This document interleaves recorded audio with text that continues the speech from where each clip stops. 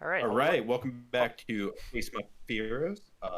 Sorry about that little delay. We had to sort out some issues, but we are back and we're just going to get right into it. We got Iron running Leaf Green, Alt Main, Venusaur. Take it away.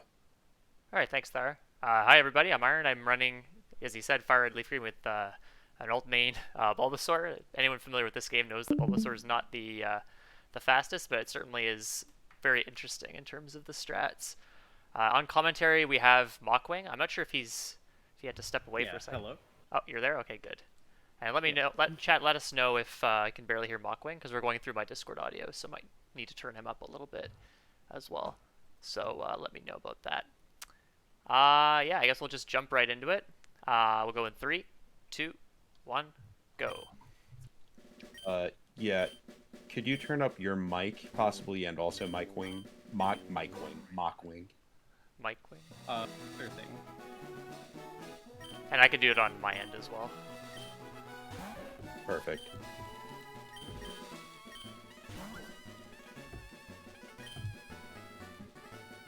Yeah, let me know if that's a bit better.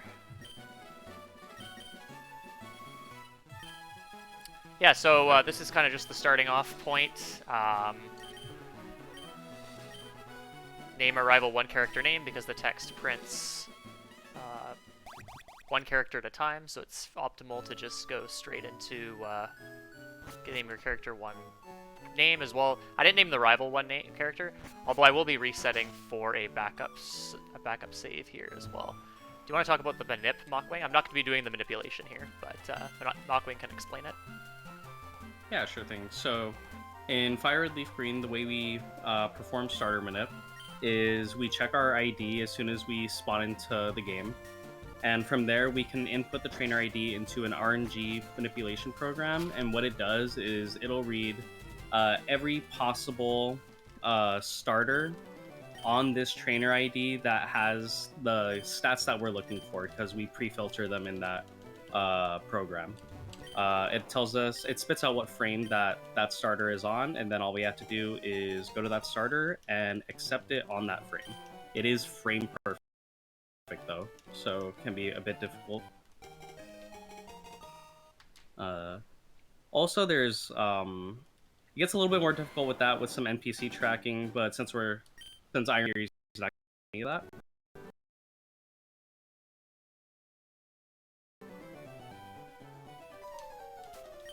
Yeah, we typically do this for races, because if everybody had to manipulate their starter, the winner would be the person who gets the manip first, pretty much in most cases. So.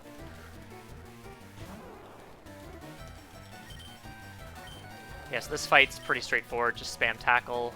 Don't have any moves to lower the defense of the Charmander, so it's pretty much the only play we have. Yeah, the Bulba rival one fight can be a bit scary because, as you see, he's gonna take 5 to 4 damage from scratches. Bulbasaur Ooh. not that great at defense. Charmander, ooh, okay, that's here? not really not Let's good. Yeah, reset. really need a crit. Okay, yeah. Good start. So with other starters, things can go wrong in the rival one fight, and you still have a chance to win. But because Charmander is using a 100% accurate scratch, it'll always hit you. It'll never miss.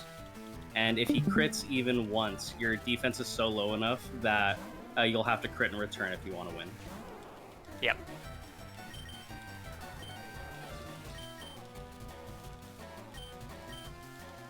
The Charmander is also the first hit it did 5, so that's a max roll. So he's 1 in 16 to do 5 damage, and every other roll is 4. That was on the first fight. With 20 HP, it is possible to just feint a Charmander off of high rolls.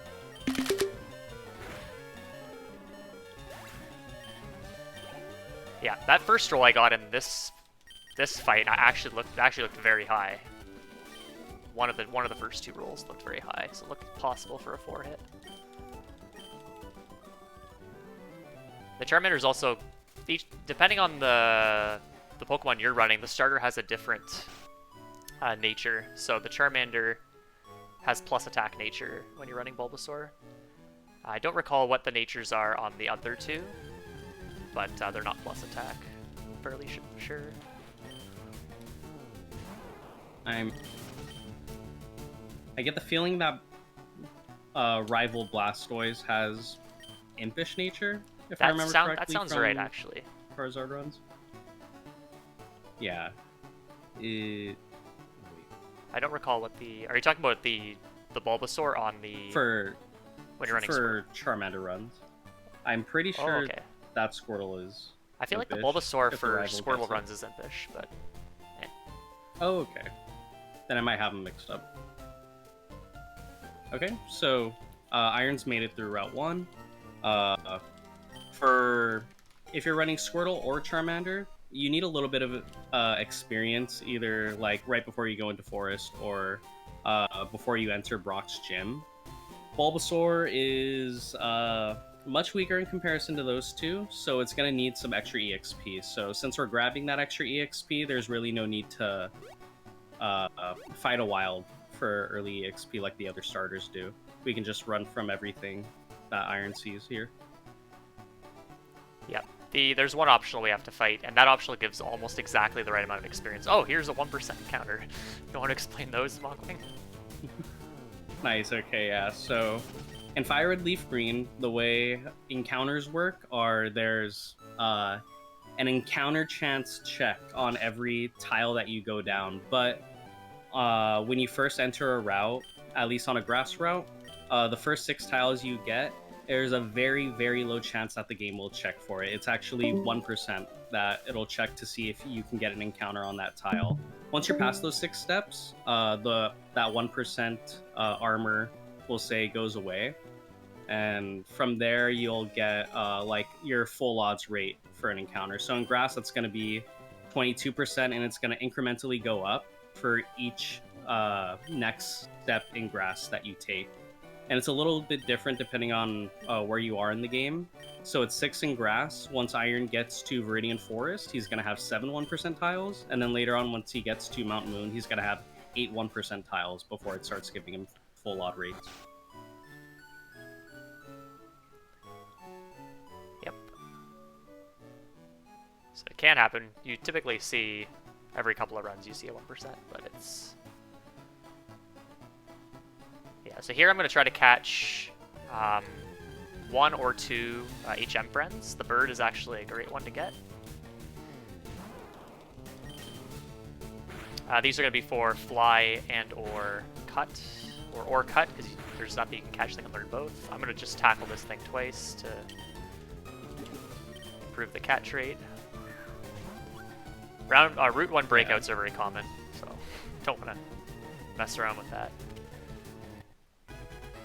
Yeah, normally weakening and catching in this section is kind of worrying, especially like if you're Squirtle, because a lot of the moves you do aren't going to do like a whole lot of damage. But because Bulbasaur's plus attack here, his tackle's doing enough where he can possibly hit things straight into Yellow Bar, or like you saw Iron there too, he 2-hit it into a guaranteed catch percentage. Not fully guaranteed, it's about 99.96, if I recall correctly, for that Pidgey to stay in the ball. Alright, here we have Old Man Etchy from the future, who's showing us how to catch Pokemon. He just throws a ball, because in Let's Go you don't have to catch, you don't have to weaken things. Good point. Yeah, so the Pidgey, for example, if I had thrown a ball at it full health, it would be like 33% to get in.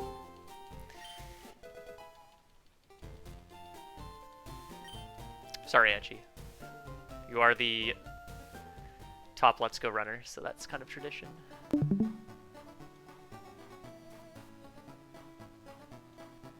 Yeah, cutting through this grass here, there's a chance to get a 1% encounter, but it's very uncommon, so it's totally worth not going around. Yeah, exactly. There's like a couple of places where you can play around having the 1% tiles that you know you have.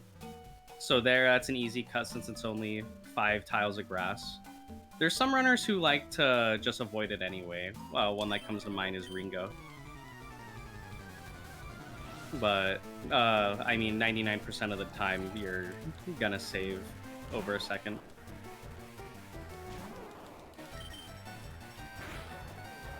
Ooh, that's a good start. So this fight, man, I can tell you this fight can be very slow. You want to see criticals. Ideally, you want to get a critical hit, which is a 1 in 16 chance. It does double the damage of roughly double the damage of what you do if there were no stat changes. So we'll see later. The last Pokemon I'm going to fight is a Kakuna, which only knows Harden. So getting a critical hit on that is super useful because it's just going to be raising its defense. I'm going to be doing less and less damage with each successive turn. Yeah, and the good thing about crits is it's gonna hit through all of the stat changes. So even if Kakuna is hardened 3 to 4 times, it's still gonna tackle crit and do the damage based off as if it had never used harden. Which is why crit makes such a huge difference, especially on that Pokemon in particular in this fight.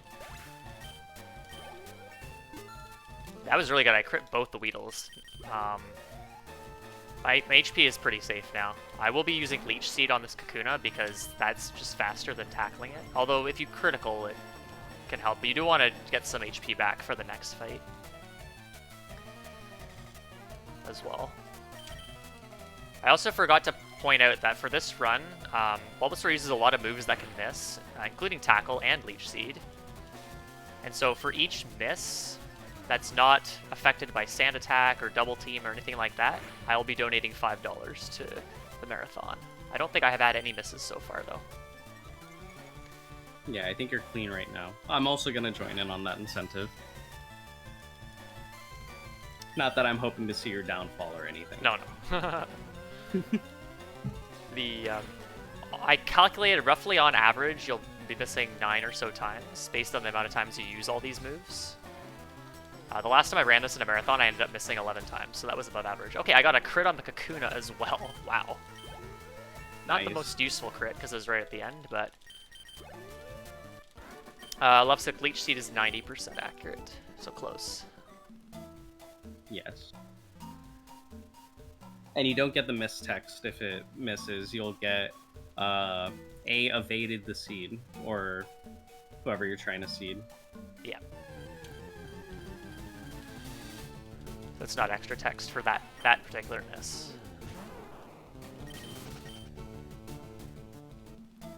Also, you also see that I have a female Bulbasaur here. It is 1 in 8 to get a female starter in pretty much every generation, I believe, that had genders. And this is kind of neat because there's a strat that I came up with that is pretty much only practical for a female Bulbasaur, which I'll be showing off in this run, which could backfire horribly or could be really awesome. Well, it's going to be awesome content regardless, but it could be, I could just get messed around by it quite a bit.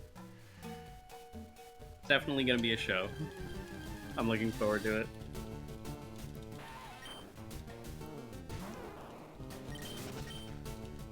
So trying to manipulate one of these before the race, or before the marathon rather, was a little bit tricky because it's difficult to find the female in the list. Because you also want a specific set of stats. We didn't really talk about the stat requirements on Bulbasaur for this run. Do you want to mention those, Mockwing, while I knock out this Weedle? Yeah, sure thing. So, Bulbasaur needs a lot of help. We need to take a plus attack nature, so only naughty or lonely, and it needs to have 28 plus attack IV minimum. After that, Iron Tickle only, so the minimum defense he could take there was 15, so lucky. He's got 24 special attack. We don't really use too many special attacking moves throughout the run, but a few here and there, so for that we need at least 25 IV. Special defense doesn't matter too much, but then speed, there's a lot of things that get a little bit speedier in the end game, so we need to take 22 IV speed for that. Yeah, speaking of special attacking moves, I just got one, Vine Whip. In theory, you could go without Vine Whip for Brock, Or you have to fight the optional in Brock's gym as well, but it would be very slow to do that. Whoops, I should be going to the center actually. Here. Unfortunately, Vine Whip is, for whatever reason, the developers of this game said, hey, let's just give this starting move, grass type move. So Bubble on Weedle, or Bubble on Squirtle has like 30 PP, Ember has 25. Let's just make Vine Whip have 10 PP. Why not? Let's mess Bulbasaur up even more than it already is. Exactly. I mean, it's already strong against the first 2 gym leaders. Doesn't really need all of that PP.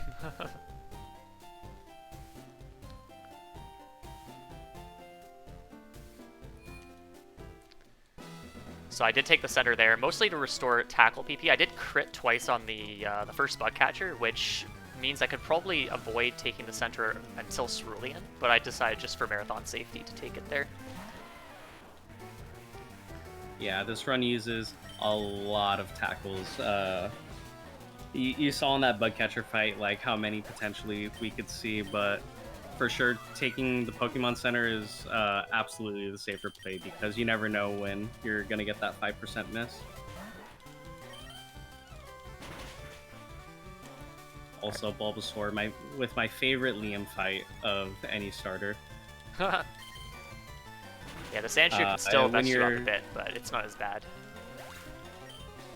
Yeah, definitely not as bad as either of the other two. For Squirtle, your goal for this fight is to go in with low HP, so you could get a fast fight. However, obviously, that could lead to some very dramatic end of runs. With Bulbasaur, we know Vine Whip does a pretty decent amount of damage, so there's no need to ever take our HP lower. Actually, now that I mentioned that,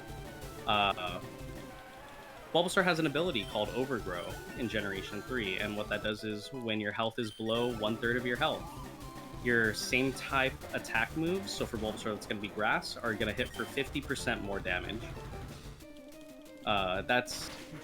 That skill is abused more in Squirtle and Charmander routes with their respective abilities, but since Bulbasaur is plus attack, the Overgrow ability isn't going to be too helpful on this run. Yeah, it's mostly used up to like Surge or so, and then after that you don't really use grass type moves as much. Yeah, and very easy Brock fight, no damage. Leaving with high HP is totally fine here since we aren't planning to use any grass moves soon anyway. No, but in Mount Moon, having Overgrow is useful on a few fights if you can take enough damage before that point, but it's not super necessary. At least not for a marathon.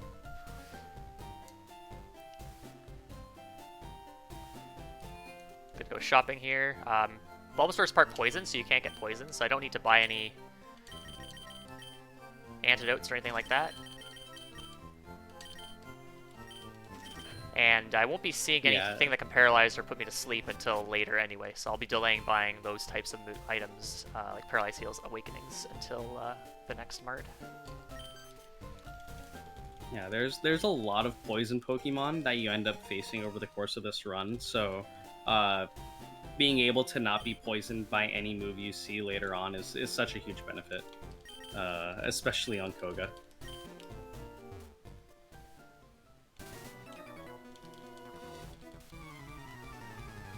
Okay, this fight, this route is where we start to see. So the time I got for Brock was like just high 16 minutes, which isn't particularly high for a Squirtle. It's pretty high for Squirtle.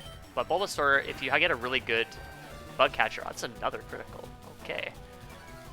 Nice. Yeah, these Caterpies are 3 shots, so critical hit is very nice to see. What was I talking about? I don't even remember what I was discussing. You were talking about this route. I think...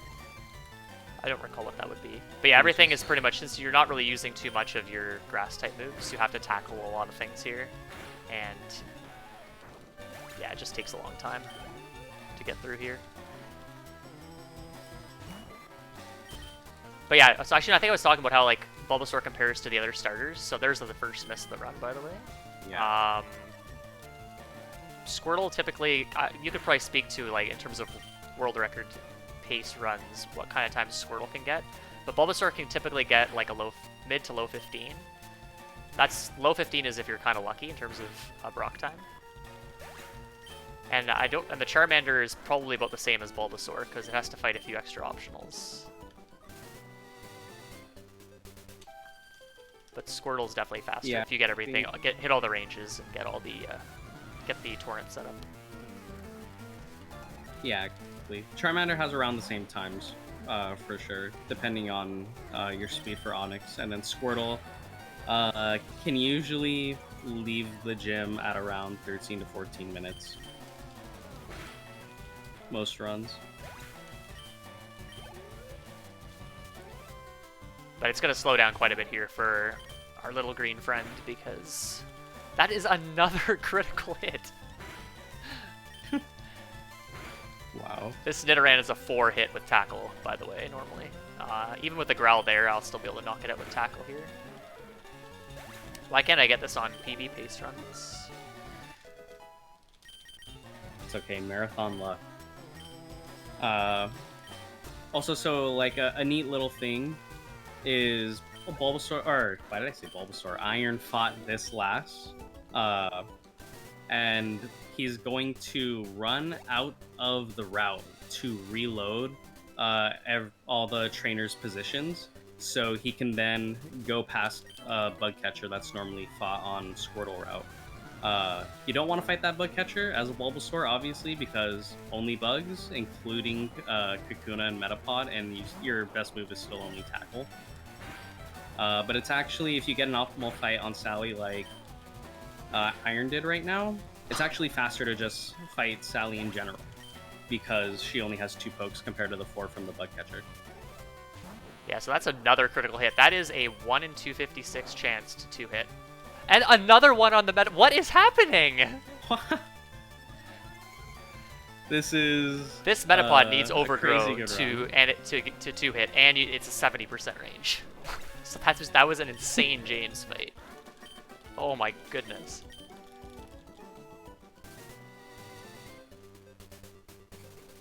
I could have probably not gone so deep into the grass here. Oh, hello.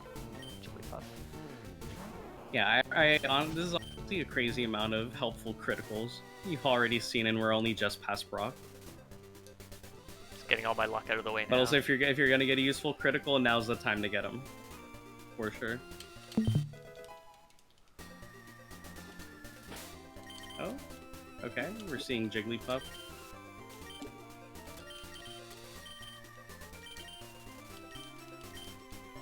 Aqua, are you watching in Discord? Because it should be in sync with what I'm getting. I think my Discord stream is lagging a bit. It looks like okay, gotcha. the actual stream's ahead right now. Yeah, it's also lagging. Do I for me. grab? Yeah, I do grab the escape rope.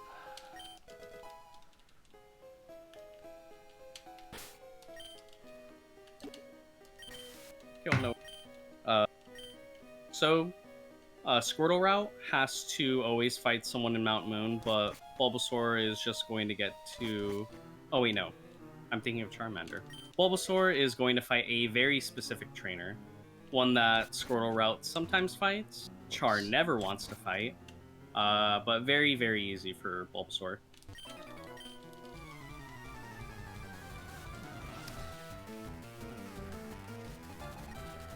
Yeah, so fighting this hiker, he has 3 rock ground types, so they're easy 1-hits with Vine Whip. How many PP do I have? I have 2. Okay, so what I'm going to do is I'm going to use the Ether that I just picked up in battle here. You saw I picked up an Ether. Normally you don't see that in the Squirtle or the Charmander run. But Vine Whip, as I mentioned, only has 10 power points. So I'm actually just going to use the Ether in battle here. This actually helps a little bit. Might not help too much here because my HP is very high because of all the criticals I got, but this can help set up the Overgrow health. And so, could have done that outside of battle. I am going to have to repel after this fight because my repel will run out very shortly.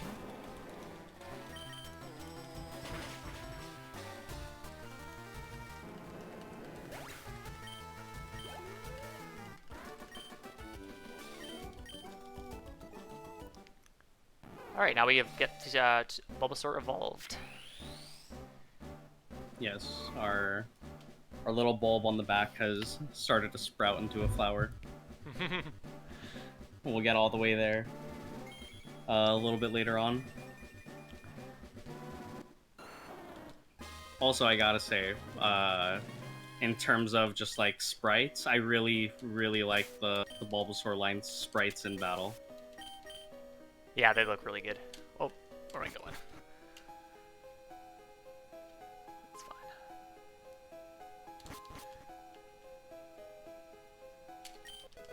Another cool thing, even though Iron went to grab the ether that was all the way in another room, the repel shopping here lets you grab that ether as well as the revive up top right here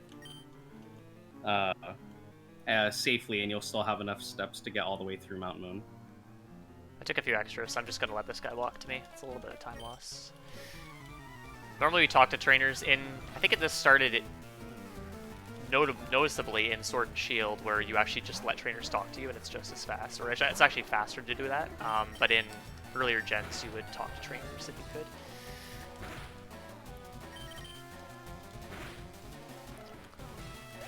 Yeah, so in this game, I believe Caternies timed it. That an exclamation point is like if you run into a trainer and they see you like that and you get that animation, it's something around like 113 frames lost just from that animation. Whereas if you just talk to a trainer, their text starts instantly, so you get to skip that every time. So it's almost 2 seconds saved each time you talk to a trainer over letting them see you.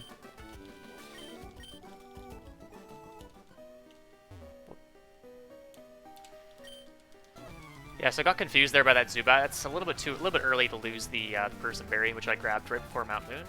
That's a berry that will heal confusion. There are a couple more cases where I can get confused later on in the run, and I'd prefer to keep the berry a little bit longer, if possible. Okay, that's a really good start to that fight.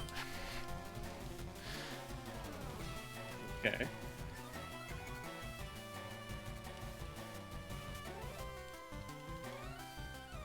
Neither of my streams have gotten to that fight. Oh no.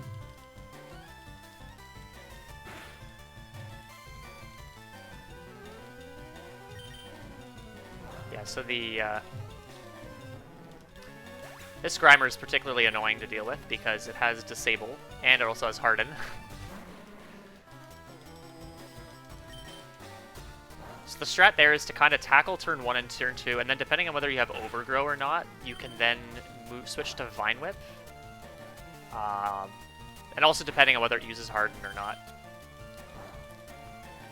So this is part of the reason why I grabbed this Ether, because I want to make sure I have enough Vine Whips for this guy. And now I have Overgrow for the next Pokemon, which is Voltorb. And so Voltorb is a 14 and 16 damage range. Nice.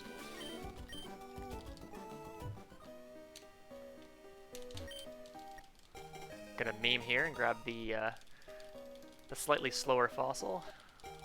The dome.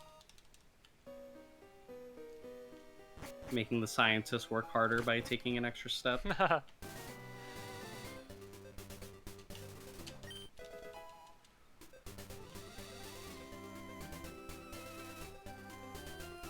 So you see those two karate guys up there. Really cool guys if you don't run Bulbasaur. If you run Bulbasaur, you just want to ignore them. Because they're going to give you moves that you can't learn and you really don't need. Wow. So that is a great encounter on this route.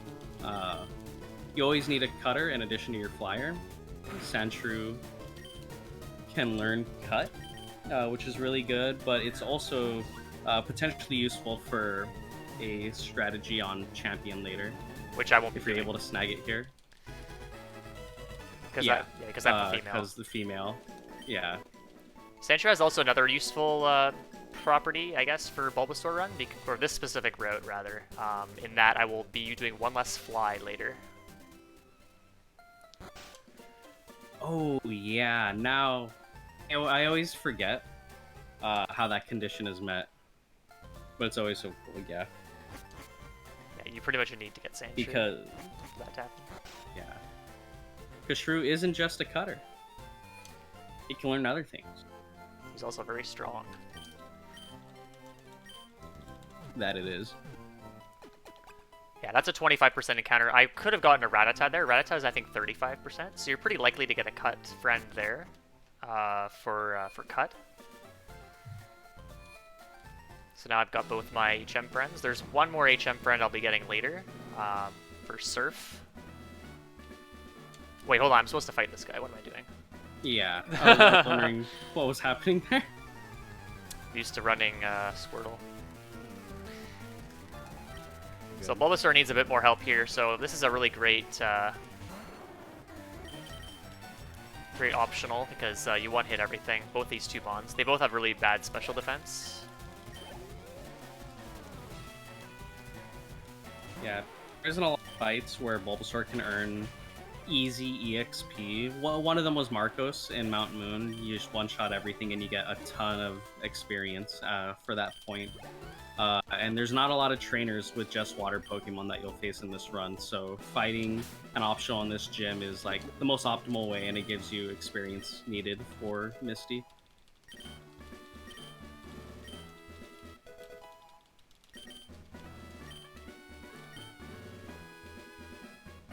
So Iron Candy to 21, that's going to be useful for some ranges he's going to have on Misty, but also because being 21 here will get 22 once he defeats Misty, which is even more important. Yep, so this Staryu is a 10 and 16 range with Vine Whip, so I'm just going to tackle it turn 1 to guarantee I can knock it out. Misty does have Super Potion, and I prefer not to see it. And the Starmie is and it's funny, you... Go ahead, sorry. Go ahead. Yeah, so Misty's Starmie is a very unfavorable 2-hit range with Vine Whip here. I believe I will not get knocked into range, into Overgrow. No, just outside. Okay, that could have been scary. But this fight is just as fast as the Squirtle route, the Squirtle fight, at least at the slower version of it.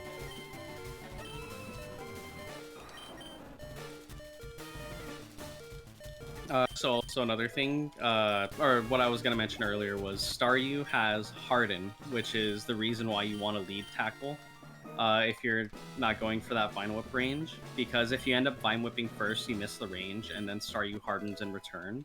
The tackle afterward has a chance to not kill. I think with 21, tackle with a harden up is plus Vine Whip is still guaranteed. Oh.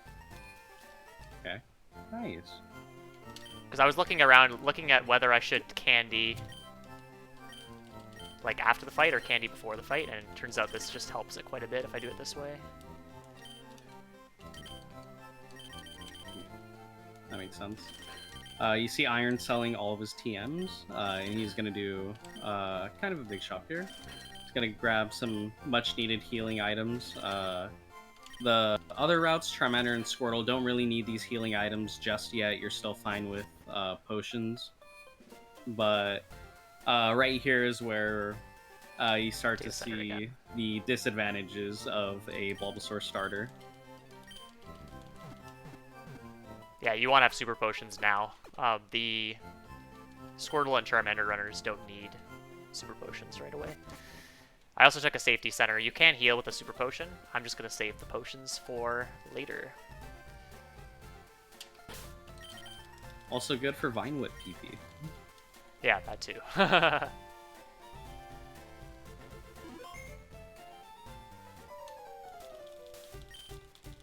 Alright, this is the first bad rival fight, I guess.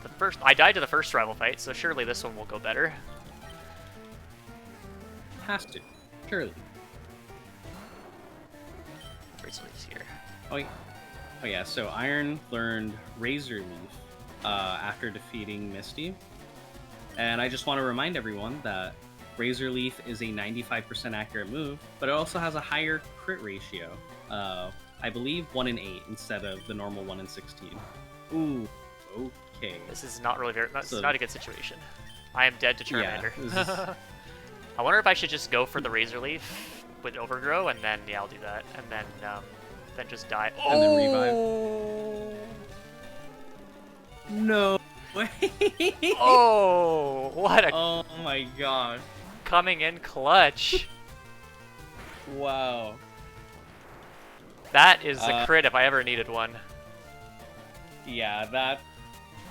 Like, honestly, the god crit, considering you got crit to Overgrow. HP is a little bit low though. Might have to heal at some point. Yeah. But that's a really sick rival fight. The Pidgeotto is very likely to stand attack as well, and it didn't at all.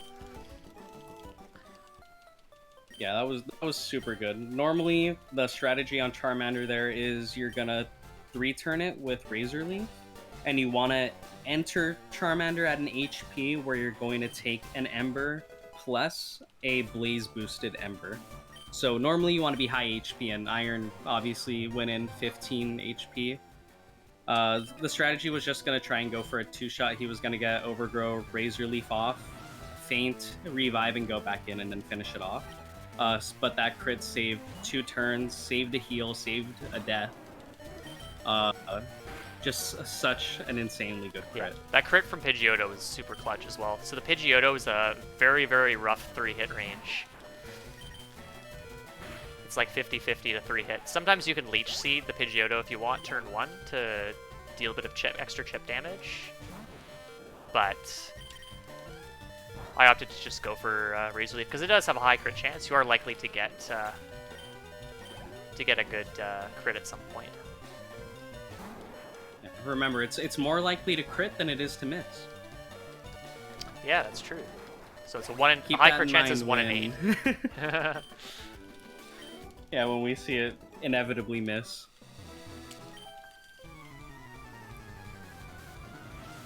The really great thing is I didn't have to use my Revive, and the Revive is a really, really nice item to have, and if still having it in my inventory here is super good, because that means I can use it later on. I could even play a little bit riskier for the time being.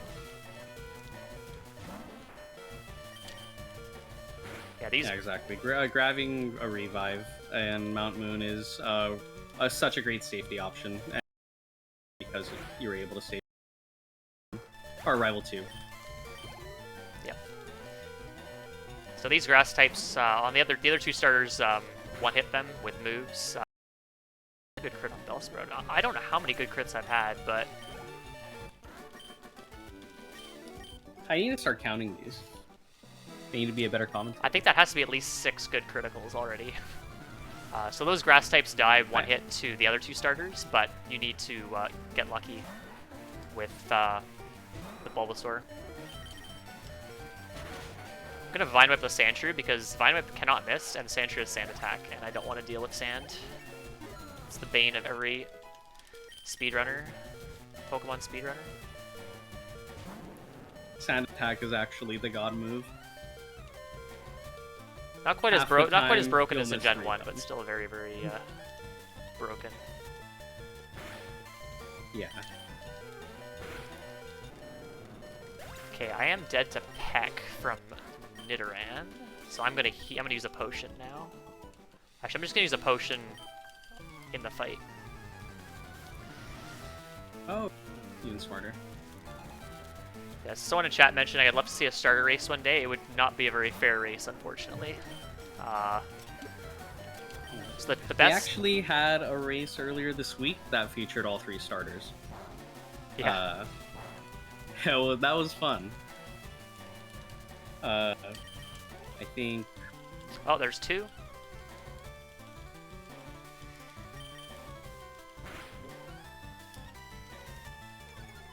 How fair do you think it would be if you didn't RNG minute the Squirtle? Or even, like, any of them? Oh, so just don't RNG manip the Squirtle, but RNG manip the Bulbasaur. And just have a race between those 2. Yeah, because...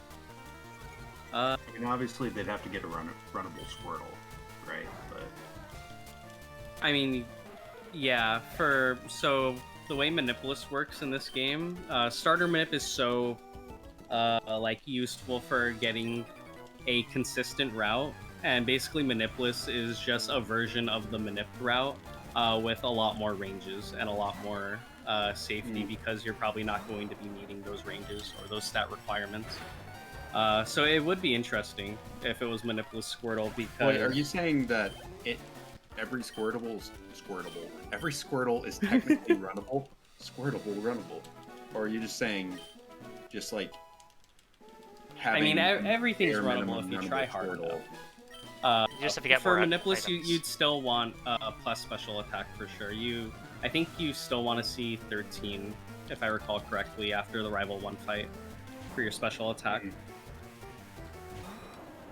But yeah, if you were following like the stat requirements for Manipulus, Squirtle would still probably be a tiny bit faster. But Bulbasaur isn't too far behind if you play safely and you have a good run. And actually, Iron, I would say, is on a pretty decent run considering the luck so far. Yeah, I think. I was gonna say a good That's not comparison. good. Manipulus world record is 211, and I believe Bulbasaur world record officially is held by Iron with a 227, and we're pretty sure Exarion has a 224 with Is that Bulbasaur. Manip Bulbasaur? Or Manip? Yeah, Manip Bulbasaur.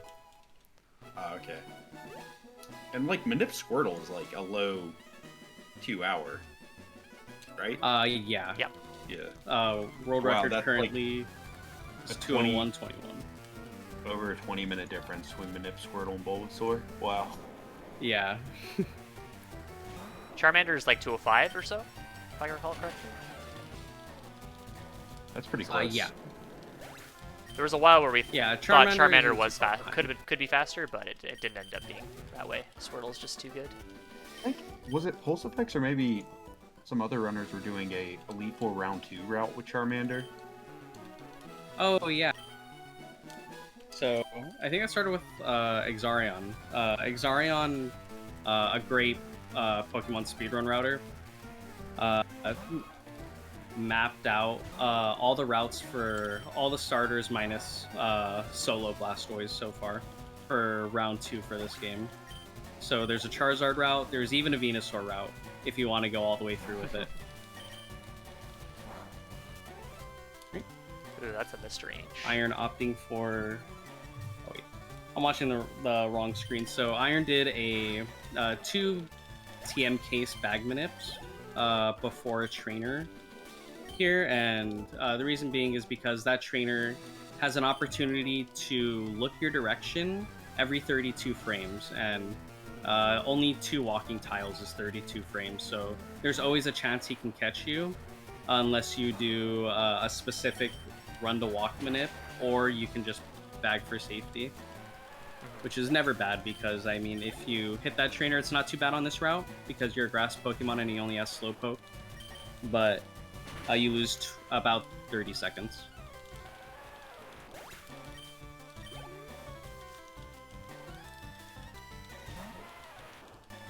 Yeah, there are some interesting ways to pass spinners in Gen 3. I'm not going to be doing too many of the crazy ones. In fact, any of the crazy ones, because I haven't really practiced them too much, but it doesn't lose too much time overall, and for a marathon, it's totally fine to just play a bit safe. So because I took the center, I was able to Vine Whip that entire fight against Hiker Knob. And because I was an Overgrow, the Machop goes down to Vine Whip. So that's a nice free fight because I can't miss. Yep. And then you saw Iron run to get caught by this camper, but specifically a tile lower than, or 2 tiles lower than where you would normally meet him at, and that's because moving him there lets us grab that that Pokeball above him, which is a TM that is incredibly useful for this run. If you don't make him move and you can't grab that Pokeball, it loses an incredible amount of time, and you have to come back with Cut. because even if you reload the route and come back, he'll be moved to his original position and you still can't grab the Pokeball.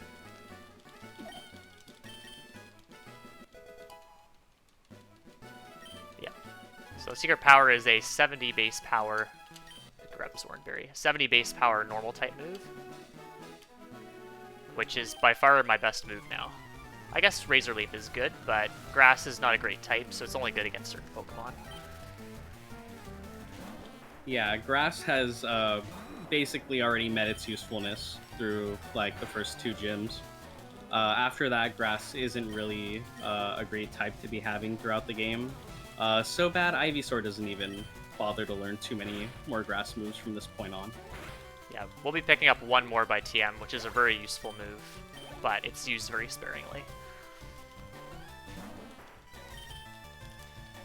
Again, too, surprise, surprise, PP restrictions. If anyone's played this game, you might have a general idea of what I'm talking about.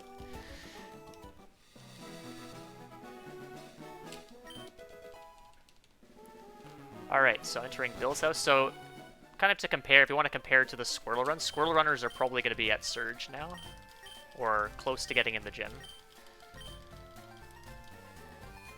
But this is still a very solid time for Bulbasaur to this point. Yeah.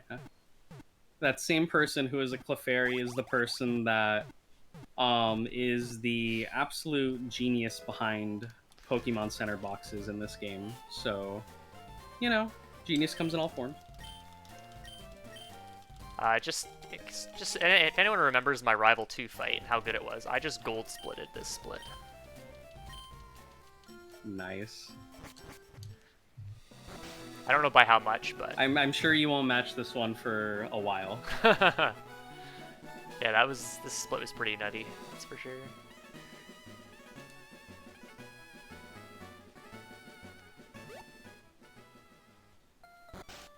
Okay, you also saw me pick up a Tract at the top of the bridge. I didn't really talk about that, but that's a move that I'm picking up specifically because I'm a female Bulbasaur.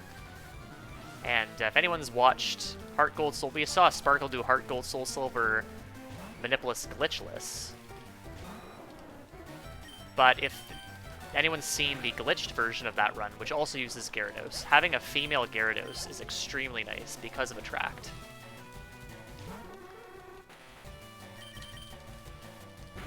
So we'll be using that, hopefully, to good effect later. That is interesting.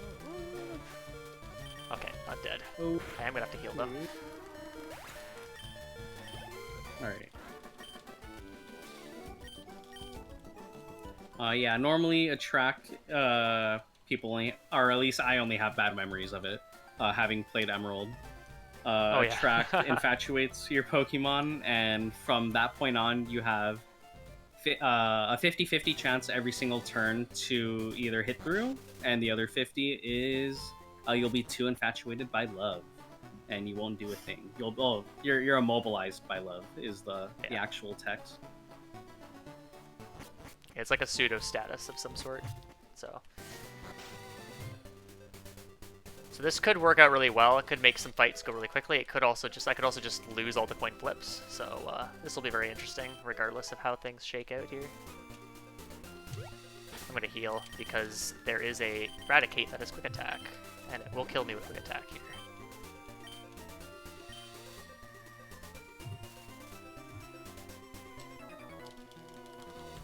I took a specific path through the grass there that I only walked through 6 tiles, and that perfectly avoids any regular odds grass tiles. Full encounter tiles, yeah. Yeah, that movement can be a little bit scary because you do have to enter that second patch of grass exactly 1 tile above that bug catcher, and if you hit that bug catcher on any route, it's going to be a lot of time loss. That bug catcher has a Butterfree, and its only moves are Supersonic, Poison Powder, Stun Spore, and Sleep Powder. So only there to annoy you.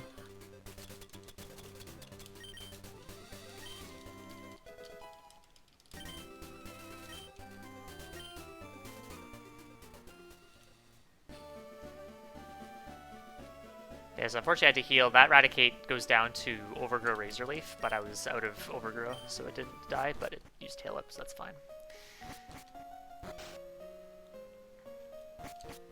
Alright, so we're on the boat. There's a nice lady here who's going to give us a free heal. You can delay the heal until after the fight. I'm going to take it after the fight no matter what, just to be safe, but... nice getting all my PP back, and HP more importantly. Yeah, I'm not going to save for this fight because I have the revive still. Hopefully it doesn't backfire on me. Alright, so this fight's probably the only fight where speed is going to matter for me. So I have 24 IV speed. This Kadabra, which is kind of is faster than me. So I will have to be sure not to use Secret Power turn 2 on Pidgeotto. If I crit the Pidgeotto, then I'm kind of in World of Hurt. That is a very nice Paralyze as well. Oh, yeah, very nice. So that's kind of Yeah, one of the neat effects of Secret Power.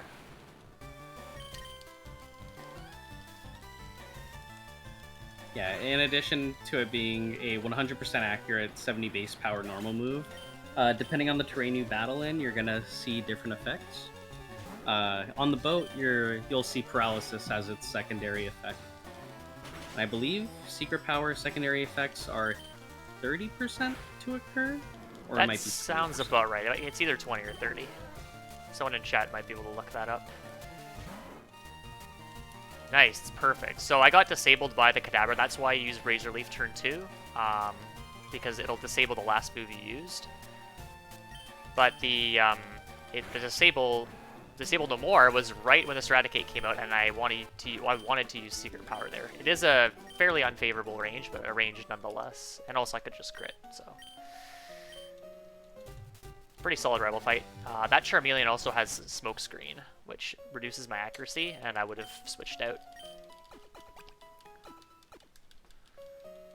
Actually, I'm not gonna take the heal on the boat.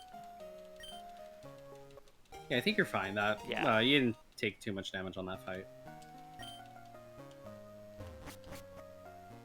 So this old seaman has a very nice HM that we need for the rest of the game, which is Cut.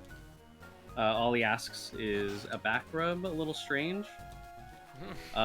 And even weirder, as soon as he gets that back rub, he decides, alright, we're good to go. A little bit sad.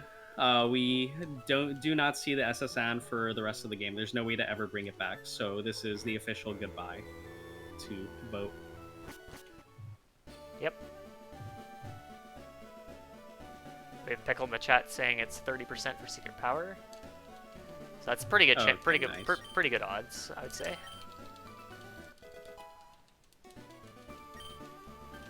Oops, I need to cut this bush. And now we're getting to everyone's favorite portion of any run in Kanto, which is Surge Cans.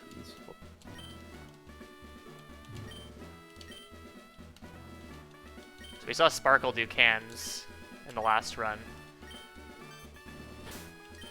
It's kind of a similar concept here. I'm going to save after I find the first can, which luckily was pretty quick, and it's a 1 in 3 chance to get the second can here. I did not get it, so I have to reset. But it's either, in this case, to the left, to the right, or below. Yeah, so once you find your first switch, the second switch is always going to be in an adjacent can that's not diagonal. So depending on the can that you find it, sometimes it's going to be a 1 in 3 chance. If you find the first switch on a corner can, it's only 1 in 2. If you're unlucky and your first switch is in a middle can, it's a 1 in 4 chance, because it can be any of the 4 directions.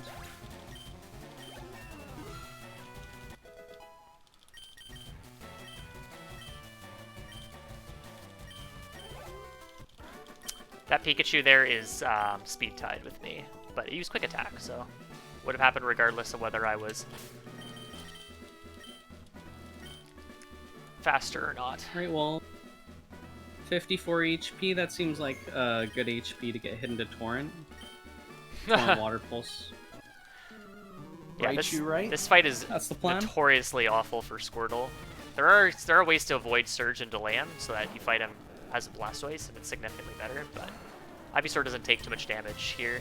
This Voltorb is a range, 10 and 16. That's fine, I guess. I'll just have to hit him again with Razor Leaf, because I missed it.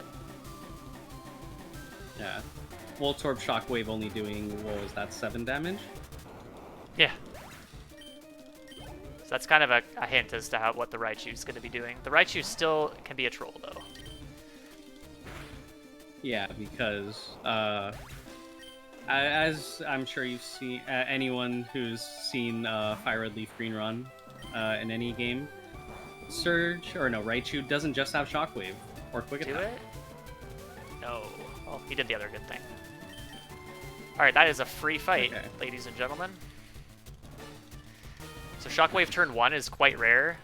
Usually goes for Double Team or Thunder Wave, and then I paralyzed him, and then Surge will always heal Paralysis before he does anything else, and Secret Power is exactly 100% to 2 hit. So that was a very good Surge fight.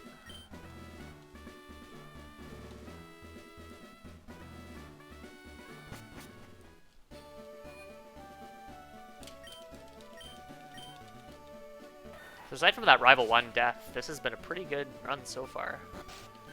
Only 2 misses and a lot of useful crits. I'd have to agree. Let's just see how So comparing to my what's PB... your favorite Pokemon? Me? Ivysaur. Ivysaur? Which is the one we're using right now. I know you like Teddy cute, Ursa. cuddly, warm, fuzzy. I forgot the rest of the adjective. Oh yeah. Where's the copy pasta when we need it?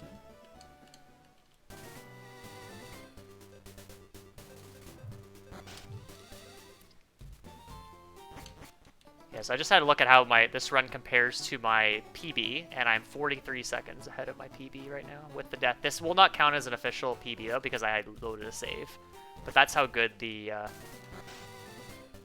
luck has been so far. We repeat, calling all pace pals. This is world record pace. In Cyndaquil, but we don't talk about that.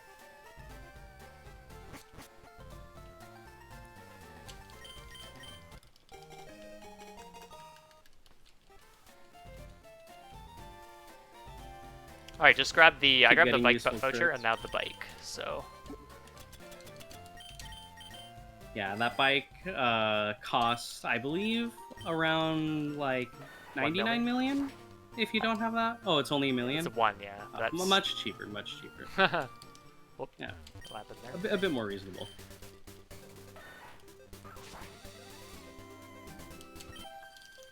If only you could sell the bike voucher for $1 million Poké Dollars.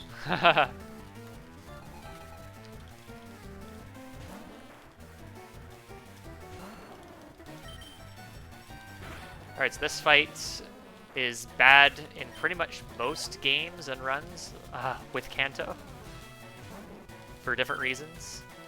In Gen 1, you have she's the 4-turn Thrash girl. You have to get a coin flip to hit a 50-50, or yeah, hit a 50-50 to get 4 turns for Thrash. In this run, the Oddishes are ranges. The second one is a much worse range. I got put to sleep. That's okay. That's why we have Awakenings. And in the Squirtle route, there's a great move called Mega Kick that Squirtle has to get. And you have to Mega Kick the Oddishes, and if you miss, well, you can get statused. Yeah, Mega Kick is it's great and terrible in so many ways. It's the most powerful move you can get extremely early in the game, before you even fight Misty. But that's 75% accuracy. Man, does it not like to act like 75%?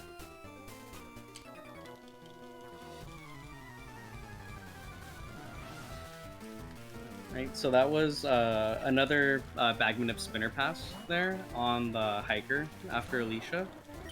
A completely safe pass. You just go into the bag. It resets their clock so they can't spin for another 32 frames, and you just bike right by if you're on the bike.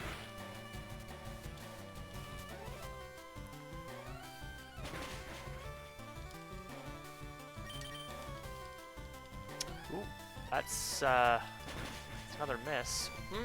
Ooh. Okay. Alright, I think we're at 2 so far. Ooh. That's 3 misses, and I just switched back to Secret Power. I didn't want to risk another Oh, tackle. 3 misses? Yeah. I need to keep this mark.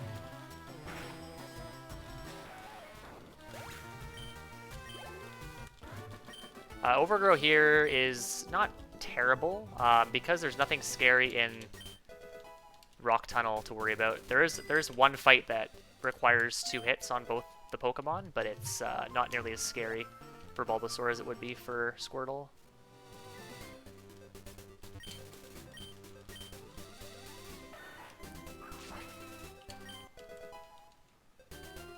Alright, so gonna be entering Rock Tunnel here, which is iconic for you not being able to see anything.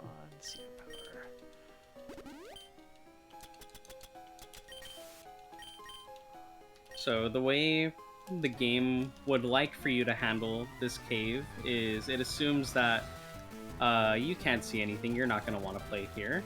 So the game would want you to catch 10 Pokemon and then talk to a Professor Oak aide in between Pewter and Viridian in order to get the Flash TM, and then or HM, you teach it to a Pokemon and then you'd light up the cave, you'd be able to see everything. In a speedrun, that is extremely slow.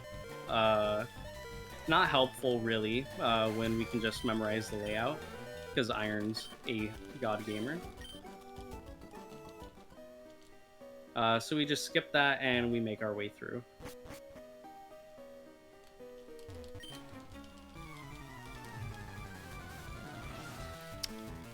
Just missed my 4th move, Razor Leaf on the Slowpoke there. The Slowpoke has Confusion, so I would very much prefer not to miss, but having Overgrow can be beneficial when we get to Giovanni a little bit later.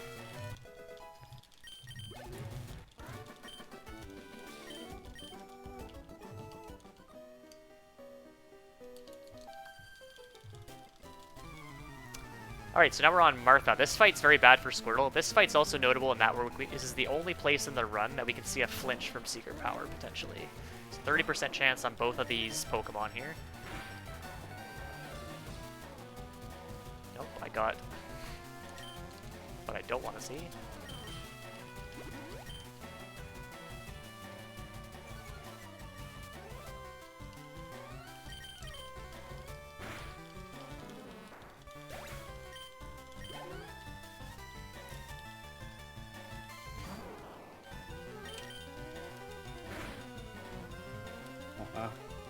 Bulba, that is really annoying. IV action.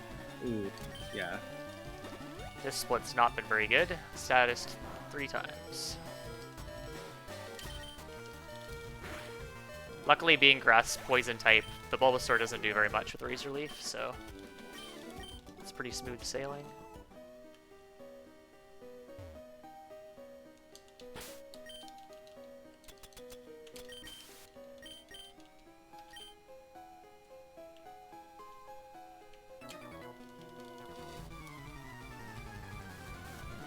So here's a spot in the run. There's going to be 3 places in this run, technically 4, but we bought both Knob and the Camper, in which you have a choice between trainers to fight. So there are 2 hikers here. The guy at the bottom has just 1 Geodude. This guy has a Machop and an Onix.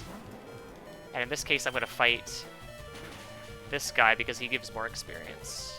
And I need a little bit extra experience for a specific EXP threshold later.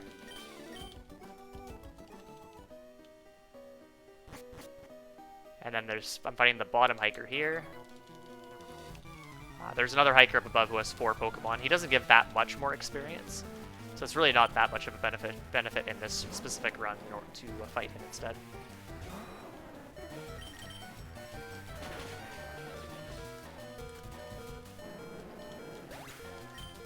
Another cool thing about this run, just because you're running Bulbasaur, the other starters, Squirtle and Charmander, reach their final evolution at level 36, but not the case for Bulbasaur. Bulbasaur is unique and it evolves fully at level 32. So that's good because Venusaur's substantially better than Ivysaur. The sad thing is I really like Ivysaur, so it's sad to see Ivysaur go after only 16 levels, but that's okay. It was a quick run, but a good run from Ivy, considering everything it was able to do. Yep. A great Ivy section. Hopefully Venusaur can keep up the pace here.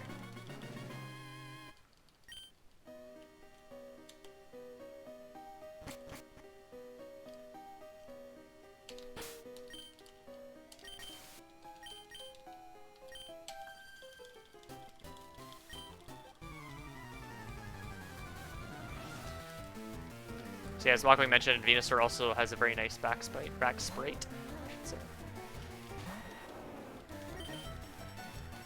That flower has fully bloomed.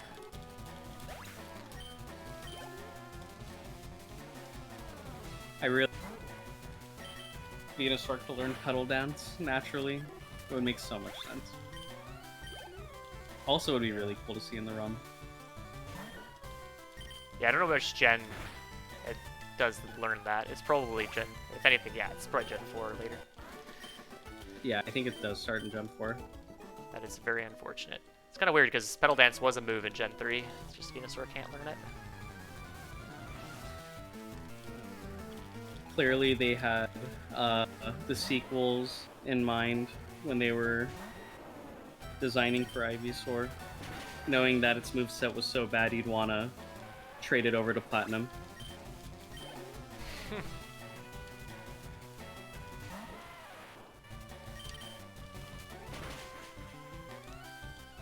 You see here, I'm using kind of Razor Leaf and Vine Whip at varying times. I do want to use all my Vine Whips at some point, so I'm going to just use Vine Whip on certain Pokemon that are scarier than others. So this Graveler, for example, has Magnitude, which is a move that does a varying amount of damage, and if he gets a high roll, or rolls Magnitude 10, he can do a lot more damage, and potentially kill me. So I'll just be switching to Vine Whip here.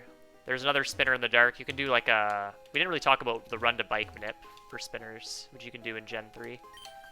But that's a nice little trick to kind of force them to look in one direction. So you run up to a certain tile, the spinner turns and looks in your direction, and then you just hop on the bike and whiz by. I opted to just do a Magma Nip. The dark, it's a little bit trickier. I haven't really practiced doing the run to bike in that particular spot. And in fact, I think it's faster to do a run to walk here as well, in that particular case as well, because of transitioning to the different areas. There's music that plays, so you have a little bit of lag if you do the run to bike, because you have bike music as well. Yeah, there's that like audio / map transition lag is that comes up there, and it also is actually going to come up in like just a minute again as you enter Celadon. For that trainer that you bag manip. Oh my gosh, I totally forgot. I thought you were on your way to Celadon. Bulbasaur route's so cool. I'll let you explain this one. Yeah, so I stopped down here, made a little detour to get this TM called Return. I believe that Gyarados learned it in the previous run. And it's a move that does more damage the higher friendship you have. So right now, Return has about 73 power. It maxes out at 102. And so leveling up, giving vitamins like rare candies, etc. Will also boost happiness. So I'll be picking up a lot of those over the course of the run. But it makes routing a little bit interesting because you don't actually know what your friendship is. There is a 50-50 chance every 255 steps to get a +1 to your friendship. And so these Clefairies are at minimum a 50-50 range. I haven't died yet, so that helps. Dying also drops friendship, so this is quite nice. This fight's also good if you have a female Venusaur, because the Clefairies are female and they have cute charm. And they also have, and if you miss the range, they have minimize. So, but the cute charm aspect is nice to not have to deal with when you're a female Venusaur.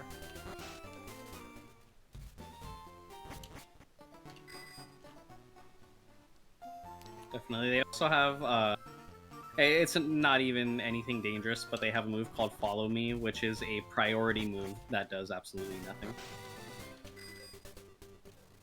Okay, and there, Iron dismounted from the bike before he went up the stairs. So, like I was saying before about map and audio transition lag, that's one of the places where you can save it.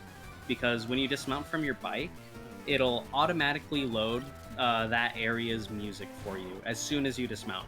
And whenever you mount the bike, it'll stop that music for like a second, it'll slow it down, fade out, and then it'll fade in the bike music. And while it's fading in the bike music, the game will take its time to load other things if it's also loading those things at the same time, such as leaving an area right there. If you don't get off the bike, you have a little animation for an automatic dismount and you go up. But if you dismount from the bike, you don't get that dismount animation, and the transition to the next room's a little bit quicker too. So for EVs for this route, EVs are kind of set because you fight the same trainers every time. However, you do pick up some vitamins to boost specifically attack. So that is important because you want to make sure you can do enough damage with your moves. Yeah. Ooh, I shouldn't have made... Another good benefit to vitamins is that they raise your happiness when you use them. Yep. This fight, I could potentially die. Am I an overgrowth? I am not. Okay, well... If he uses a move, I'm dead.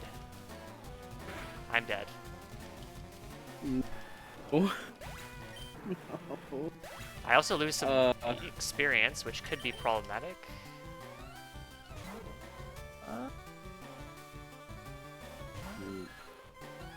I'm trying to think where you could possibly make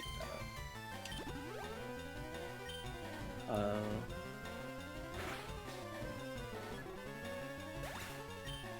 I'm not too familiar with the EXP route for the Bulbasaur route. Yeah, if I recall correctly, it is pretty tight, so I might have to kill a wild Pokemon randomly somewhere.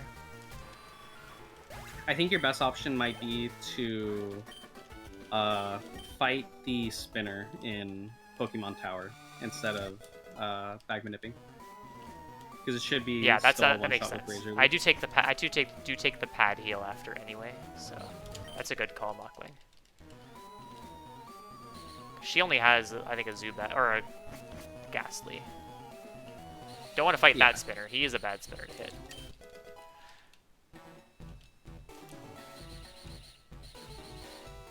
Yeah, so this is one of those cases where return can knock out that coughing. It's assuming like lowest happiness.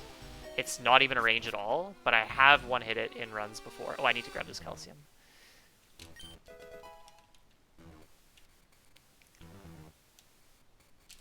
So this is just one of those cases I got a little unlucky on the roll, and also he rolled self-destruct. He doesn't have good AI, so some trainers will actually use specific moves if they can kill you with them. That is not one of those trainers. He just happened to decide to use self-destruct. So yeah, the way you want to think about AI for this game, basically most of the boss trainers that you fight, plus your rival, are always going to have smart AI. Any other trainer that you fight is going to have random AI. Smart AI, the difference between that and random is that basically the opponent will roll all of its damaging moves for damage every turn, and then more than likely it's going to use the move that can do the most damage. Unless you're full health. If you're full health, then it could consider other status condition moves. And also, even though I said mainly boss trainers and your rival are the ones with smart AI, we're gonna get to a boss fight right here that is actually random AI, despite him being the leader of a criminal organization. He likes to wing it. Just see how much damage he does. I don't have my revive anymore, which could be a problem. I am going to just heal. I'm going to use a potion before the fight just to get myself out of crit range. Also, I guess it depends on what this Arbok does as well. And there was a question in chat also, when I get max friendship, it is roughly at Lorelei. That is a very good critical. I haven't gotten one of those in a while, but I'll take it. So that Arbok is a 2-hit. Unfortunately, you get intimidated twice in that fight, and...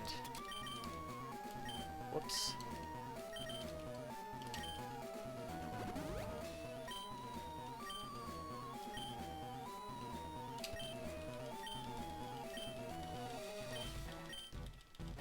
So that's normally a 2-hit. It's actually normally a 3-hit, actually, with return. If you're an Overgrow, Razor Leaf is a 2-hit. But we talked a little bit more about how criticals, or earlier, about how criticals ignore stat drops. So the critical hit ignores the fact that my attack was dropped twice by Intimidate. And as a result, return just one-shots with a critical. So I saved 2 turns there.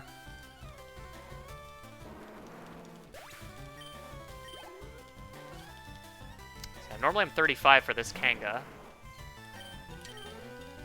which makes me even more glad that I healed, because this is a 3-hit range. Okay, now I'm an Overgrowth, so I need to hit. Okay, good. Nice clean fight. So that's about a 42% 3-hit range. It's lower because I wasn't level 35, which I would have been if I didn't get the death earlier to the coughing.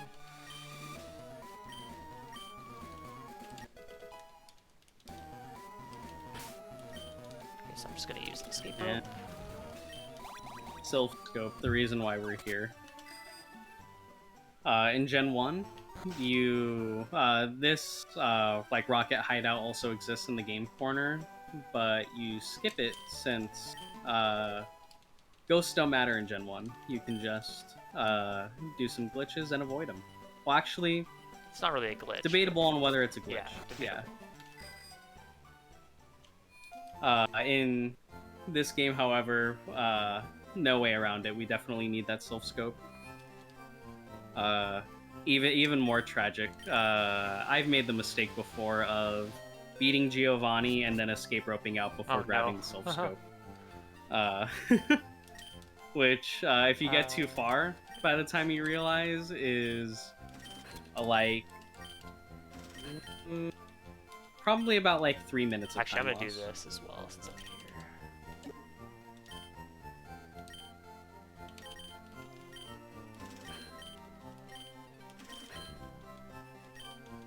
So I'm gonna go shopping here. I'm gonna be picking up a few Keyword a few. X items, yeah.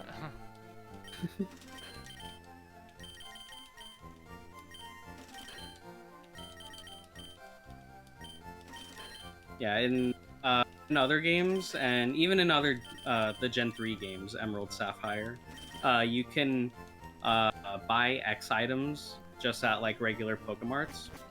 And that's really useful, obviously, because you can use them as early as you want, really. But in Fire Red Leaf Green, we have to wait until we get to Celadon, because this big mall is the only place where you can buy X items. Yeah, I sold a few extra things there. I sold a couple extra TMs. I bought 1 extra X attack, 1 X accuracy. You don't really buy X accuracies, but the next rival fight has potential to get sand attacked, so I grabbed 1 there. Being very careful not to sell a tract. You can actually buy a tract at the department store there, but it costs 3,000 and I don't really have that money, so prefer not to sell it.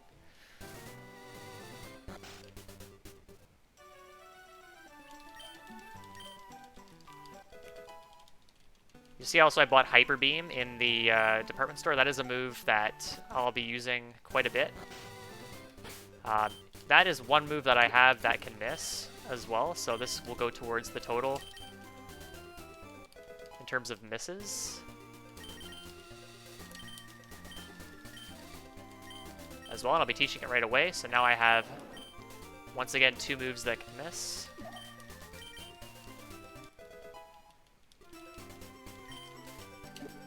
I'm also gonna do, I'm going a little bit too far here.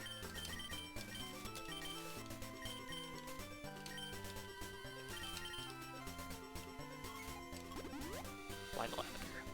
So now I can fly.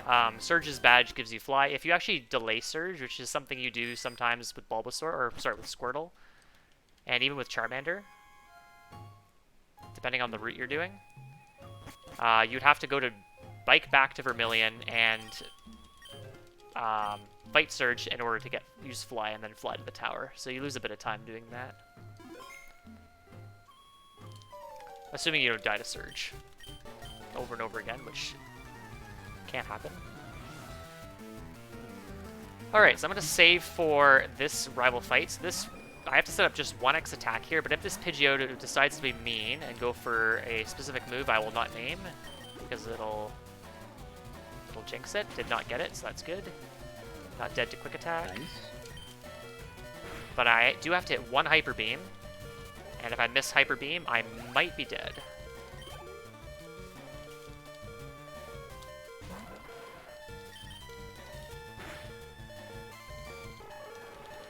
Yeah, Hyper Beam is it's a really interesting move to use on this route, since most people know the drawbacks to Hyper Beam.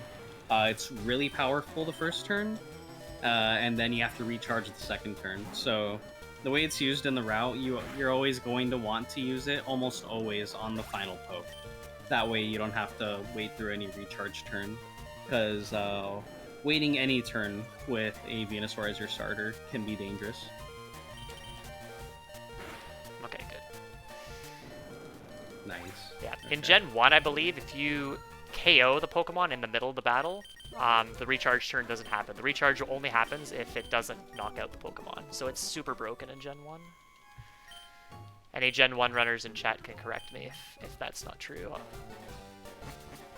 I apologize. Any Gen 1ers? Thought I saw Primal Pizza in the chat. He would know.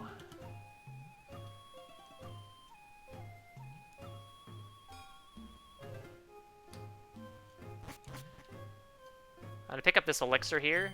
It's a nice, quick, easy elixir to grab. You normally grab that in normal runs, but it's nice to have, nice to happen, or to grab that. Yeah, it's for other runs, it's basically just like it's an extra elixir, but it's like very much not out of the way compared to any other PP restoring item that you'll grab later that you aren't already grabbing. Oh, I thought I had. Oh my goodness! No, That's not please good. don't, please don't. Okay. Oh my. I thought I had Vine Whip no. for some reason. Oh. Okay. That's a death, yeah. Wait. Do you have a revive? No. Or. I can check. I don't think I do. I've used it. So you're supposed to Razor Leaf that. Oh yeah. If I could kill this, I would be able to now, but I can't.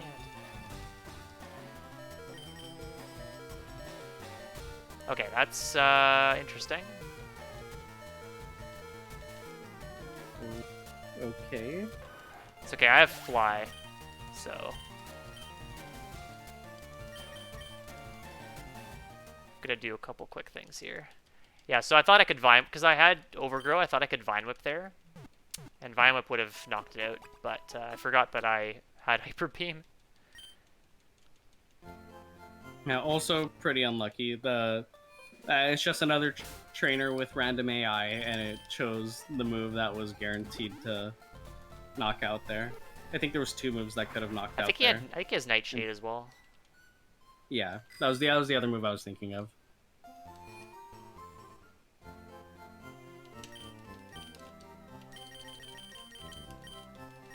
Oh, I don't Was have this enough early for shopping? Super Repel! Oh, no!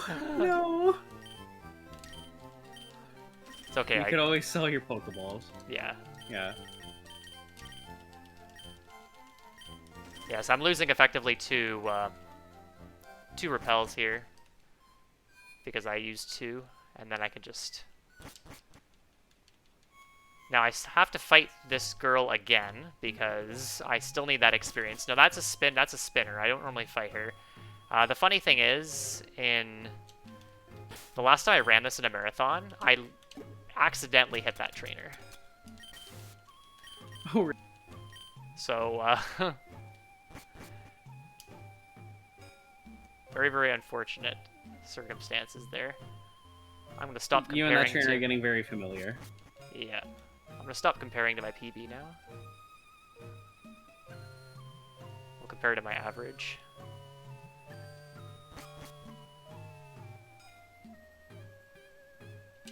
Oh, you didn't turn. Thank you.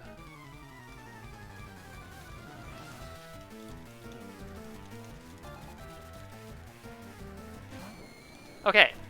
So, what I'm supposed to do is this. Razor Leaf. That looks like I will be very close on experience, if I recall correctly. And I'm not going to take the pad heal now, because I've only used one Razor Leaf, so I can just skip that.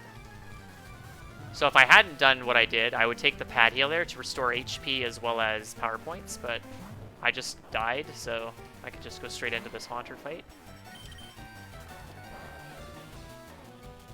This Haunter, if it uses Curse, it's very nice. It did not. But you do knock it below half on the first hit, so getting Curse there is optimal.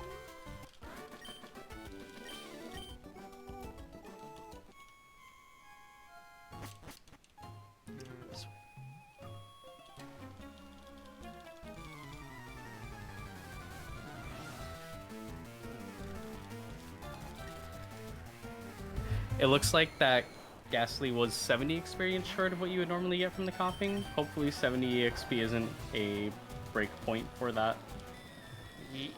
I think it'll be fine. I will be surprised if it is an issue.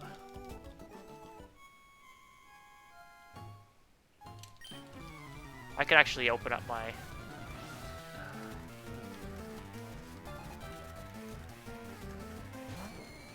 EXP calculator. So I use a spreadsheet to keep track of the experience I gain for routing purposes. Let's see here. Let's try not to hit any optional trainers in the process. There aren't any more though, at least not for the next little bit. Okay, so after. Alright, so any ghost believers in chat?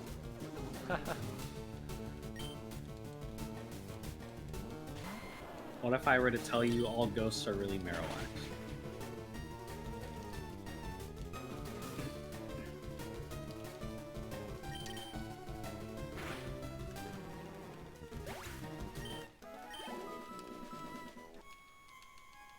Also, might as well mention, since this is a marathon, there's a specific quirk with that Marowak. That Marowak, it's kind of considered a wild Pokemon almost, but its IVs are always set. It always has perfect 31 IVs across the board. HP, attack, defense, special attack, special defense, and speed.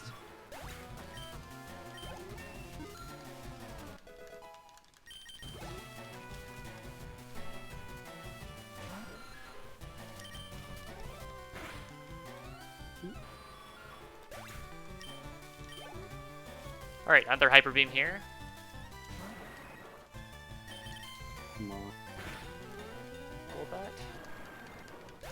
45529 experience there.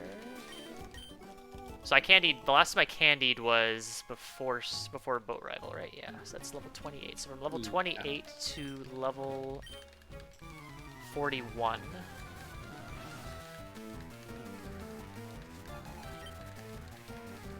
Oh yeah, so while you're doing that, so earlier in this run we said it's always faster to talk to trainers instead of getting the flashing exclamation point animation that comes up. And this is the only place in the run where we're purposely not talking to anyone. We're just going straight up and letting them see us.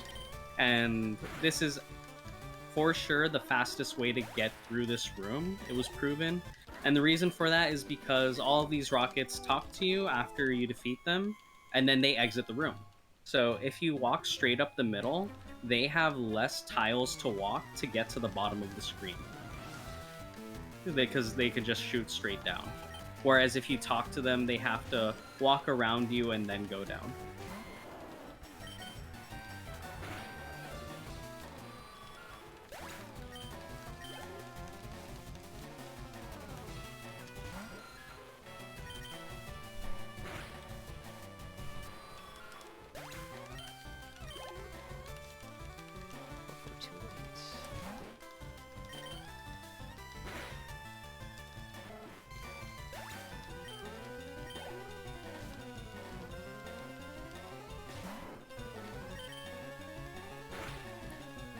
You said it was like 70 XP, right? The difference? Yeah. Yeah, I'm fine. I'm about 200. I'm about 280 Okay, over. Okay, nice. But definitely fighting that Ghastly was needed. Alright, so now we get the Poke Flute. So now we can do is we can actually go wake up the Snorlax and make our way over to Fuchsia City. The first thing I'm going to do is I'm going to go to get my Rainbow Badge, which is Erica's gem.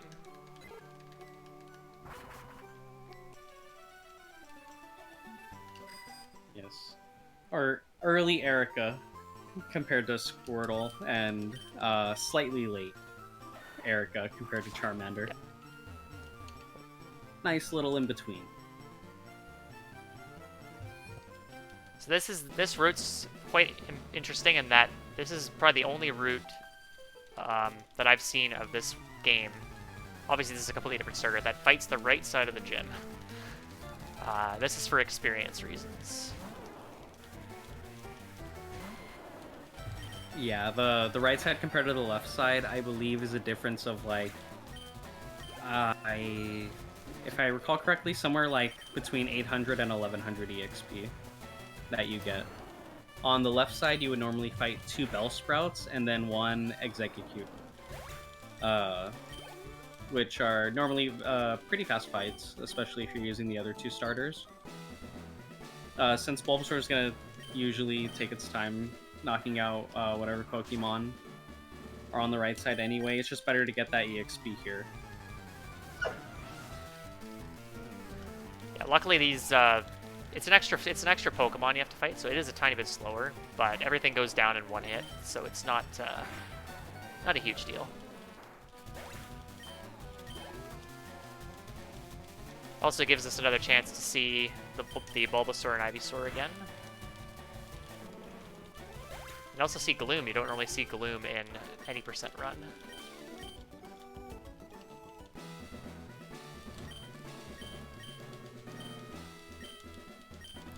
Okay, so this fight, there's a couple ways to do it. Because my attack is good enough, I actually have 31 attack IV on a plus nature, which is the best attack you can have. I can actually go ahead and just Hyper Beam this Victory Bell turn 1.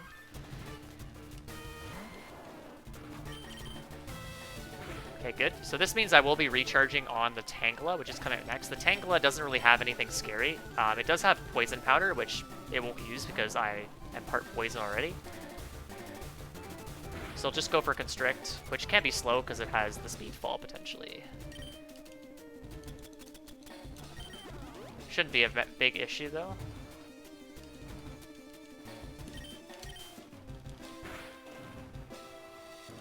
And there's the in-green.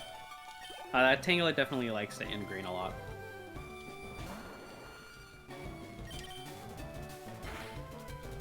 Okay, good. Alright, bless up. Nice.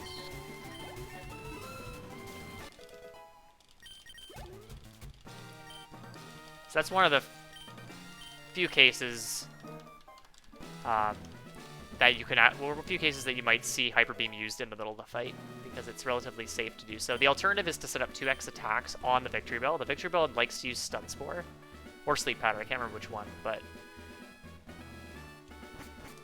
it, you have to set up the 2 moves, then you have to heal, and then you have to use Return.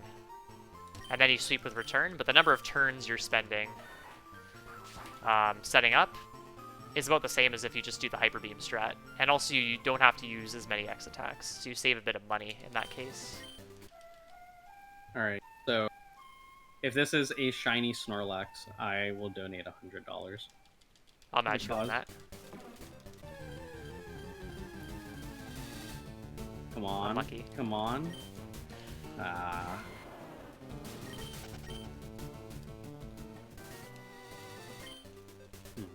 We did, a little while ago, one of the runners of this game, Ways, got a shiny. It was an offline run, but he did get a shiny Snorlax. Interestingly, it was on a run where he also got a shiny Squirtle. Yeah. Imagine those odds. Landing a runnable enough shiny Squirtle into shiny Snorlax.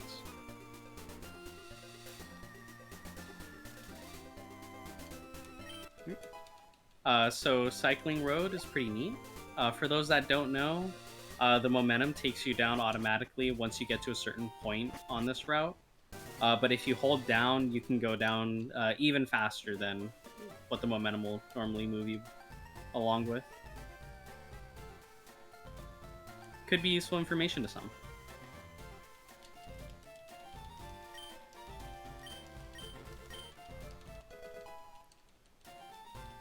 Yeah, if I recall correctly, Sparkle got a shiny Squirtle only. I don't think he got the Snorlax. Yeah. Sparkle is the current shiny Squirtle round 2 world record holder. Okay, so gotta repel.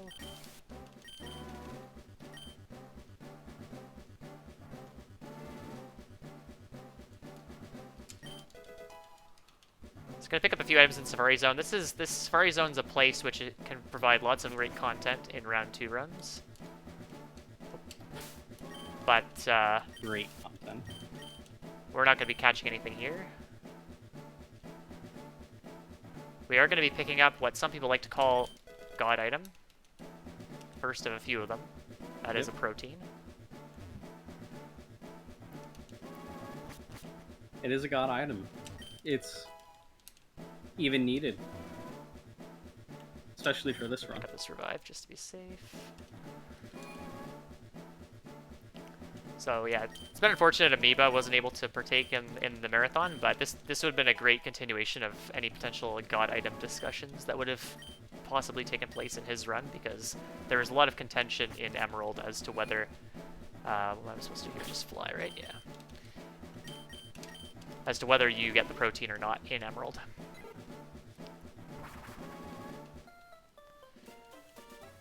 But very needed for a couple reasons in this run. One, because of the attack boost, but also because using protein boosts happiness.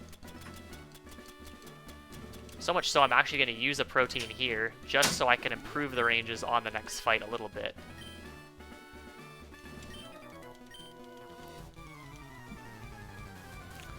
So this fight, I'm entering this gym a little bit lower level than I'd like to be. The way the amount of candies that are available, I either had to make this gym really bad, or I had to make Blaine's gym really bad. And Blaine is the fire-type gym leader, so not something I want to mess around with even more. So all 3 Drowsies on this fight are damage ranges. The first one is a 4 and 16. Should have walked around more, Kappa. I did end up walking. friendship? I did end up dying and backtracking a little bit. So That is true.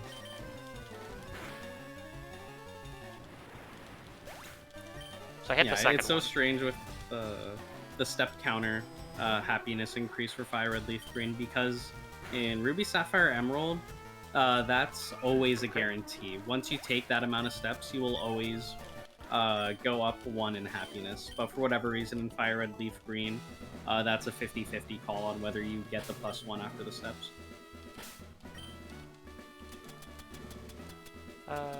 This is super because I've got a lot of them. Lennox, to answer your question, the protein boosts my attack immediately. That is correct. Yeah.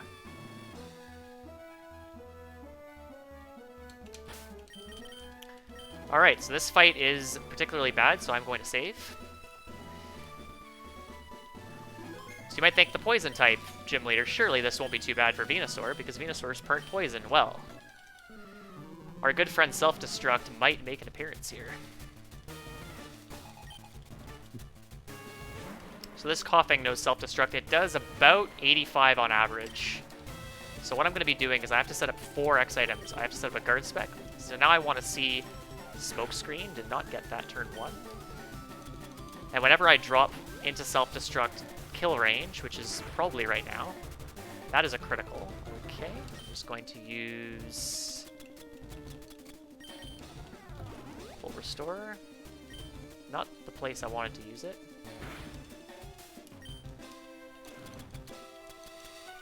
That's 3. Oh wow, you still saw Sludge. Yeah, he's not... For whatever reason, he wasn't guaranteed to use it. I'm not really too sure why. That didn't die. Why?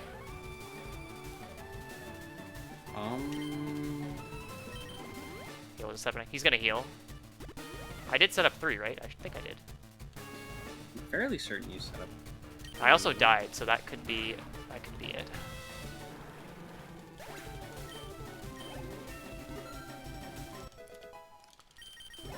Oh, yeah. Oh my goodness. I keep forgetting. Fainting. I forget if that affects your happiness. I definitely had drop set up it, 3 right? times, because I did a lot to that muck. Luckily it died, and I didn't miss Secret Power. Okay, nice. Okay, we're not out of the woods yet, though. Luckily I do have a few... I did buy an extra X attack, so not a big deal. Oh, Kid Rocker rated. Congrats on the PB, Kid Rocker. I did a Hyper Beam on Weezing. Congrats here. on PB, Kid Rocker.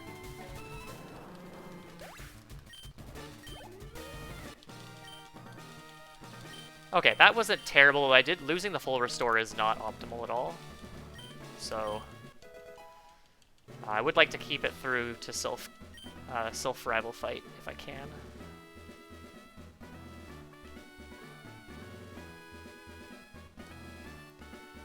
Okay, so here's where having Sandshrew is going to be helpful. So what I'm going to do is I'm actually going to go to the Warden's house now. So if I didn't have Sandshrew, I would have to do this later because I don't have a Pokemon that can get Strength. So I'd have to fly back here specifically to do this later. So I'm going to grab the Strength HM from the Warden, and then I'm going to grab this Rare Candy here. So because I can teach Strength to Venusaur.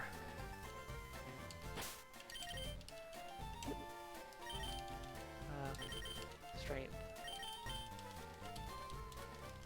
Sandshrew. I'm also going to teach Giga Drain, which is the last Grass-type move. Give that to Venusaur over Razor Leaf.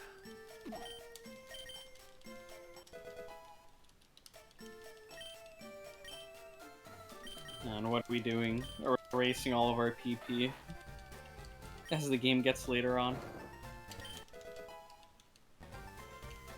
2 5 PP moves.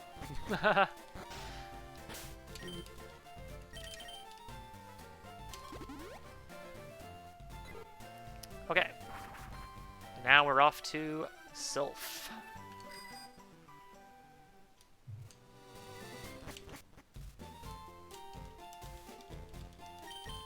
So I grabbed a tea earlier from the mansion in Celadon. That allows us to access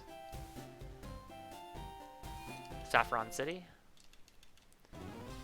Sylph Cove is going to be a little bit different than what we do in the other routes. I'm actually going to take the elevator to floor 10. There's one optional trainer up here I want to fight, but more importantly, he guards a very useful item.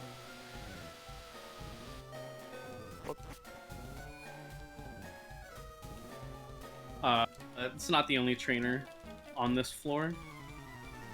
Ooh, okay. Yeah, he has a vision of 1, the guy up top. I tested that, so I was very safe there to pass. Yeah. Walkers can just be a little bit scary, obviously, because they're spinners that can move, and it's a lot of stress when you're passing them.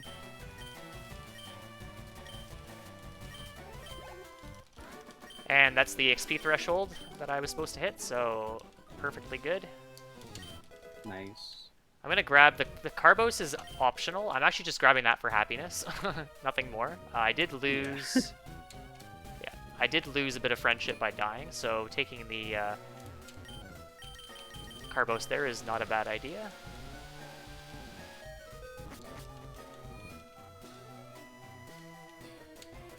For those curious, the third Pokeball was an Ultra Ball.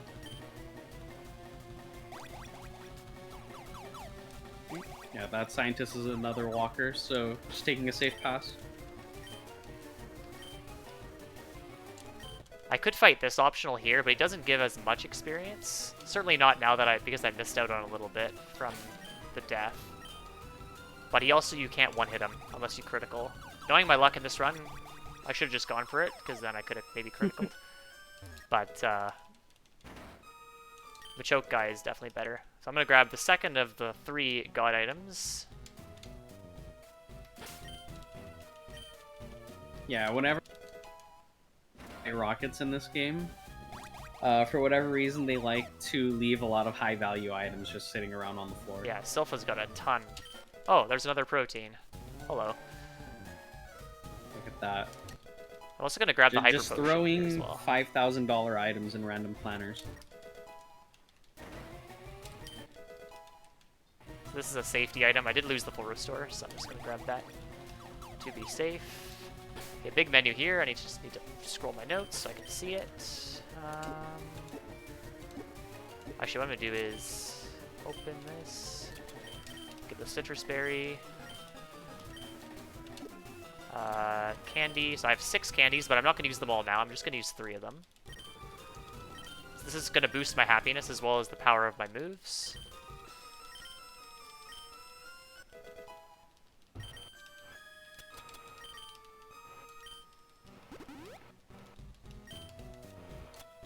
I'll use a potion because I actually have a lot of potions.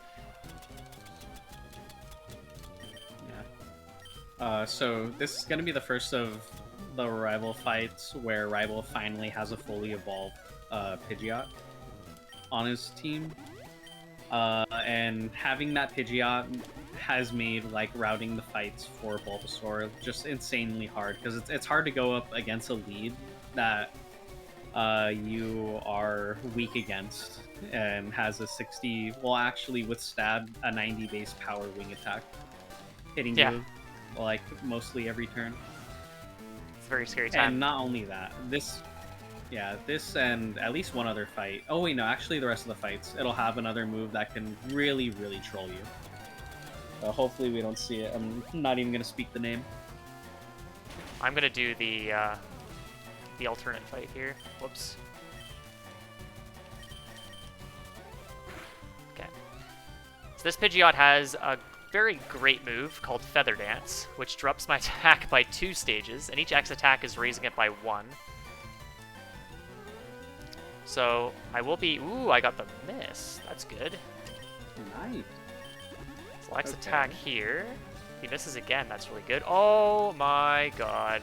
What a god. Wow. The luck. So I did not even need the Hyper Potion, because that Execute has Confusion, and Confusion does a lot of damage as well. And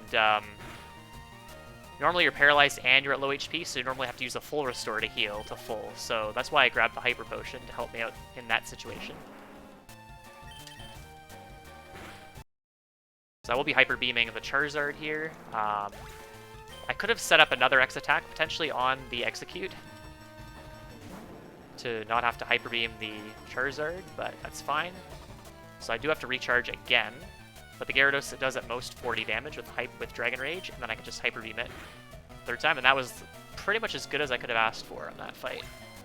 Absolutely insane. Yeah. It was a really clean fight. Especially since you didn't have the full restore. Yeah. Oh, that was a great execute. The alternative strat is to set up 3x attacks on Pidgeot, and so it has 3 chances to use Feather Dance on you, so I cooked up that strategy for as an alternative. Also, we haven't caught any water Pokemon yet, and we're going to need to be surfing the Blaine, so getting the Lapras super optimal, really easy. Yep. Plus, also helpful later on with the moveset it has now at 25. I actually won't be using but it. That's only on yeah. Yeah, we'll talk about that a Exactly, little bit later. Yeah. But you might have, if anyone's been watching from the beginning, I kind of alluded to what I'm going to be doing later on a specific fight. Let's power this. But if I wasn't doing that particular strat, I would potentially check Labras's stats there before picking it up. I would save and then check its stats, because having low defense could be problematic. But I don't have to worry about that since I'm not doing that strategy now. Yeah. I mean, we aren't gonna see that strategy anyway, so I'll just like. Well, we can explain it when we get there, maybe. Okay, yeah. I mean, yeah, there is going to be a lot of time to talk on that fight.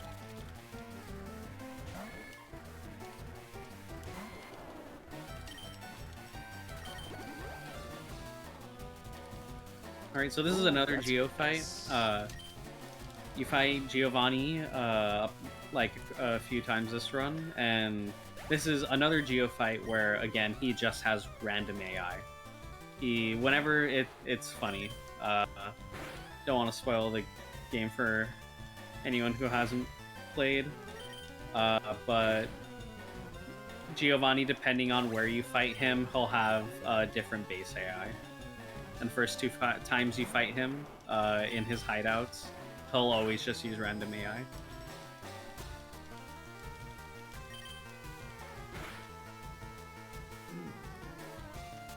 It's a lot of damage.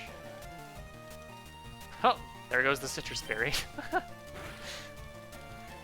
Could have been a very useful citrus berry for Blaine, but normally the citrus berry is useful for... In fact, I probably should have not equipped the citrus berry because I didn't do the setup on Pidgeot strat, but that's okay. I'll be getting some HP back from Giga Drain. So Giga Drain's only 60 base power. It is 75 in later gens, but it gets stabbed from Venosaur, and I can actually get HP back when I use it.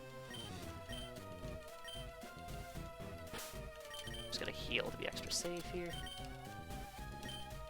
Could have used a potion there, that's fine though.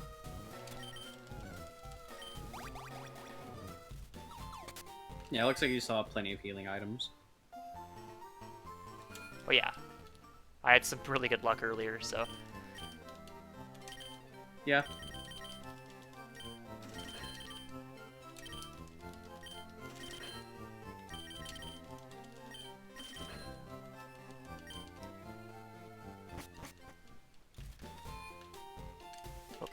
And also, it's being pointed out in the chat that the rivals' mons, their natures change throughout the run, so... again, taking advantage, like the old guy catching Pokemon at the beginning, taking advantage of some Let's Go mechanics where you could change natures. But, yeah, That'd be nice to have in this game. Yeah. It does come at a pretty hefty price, though. That is true. I'm going to say for this fight, it's very unlikely to die here, but I could get trolled quite a bit.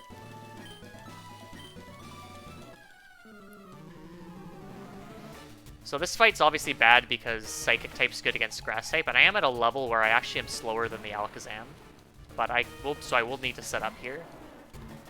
There is an option to go on a slightly higher EXP route and have a worse Blaine fight and be able to naturally outspeed the Alakazam, but I'm instead going to set up on the Mr. Mime. So I'm going to set up an X attack and an X speed.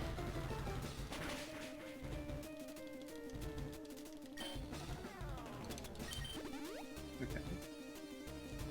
Okay, barrier is fine. It's not great. That means he gets another chance to hit me unless I critical. Or that can happen. Okay, that's fine.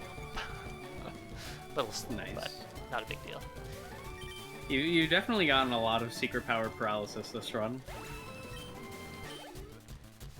Yeah. I guess the most notable one was... Oh, I need to return this. The most notable one was on Rebel 3, I believe, where I paralyzed the Pidgeotto.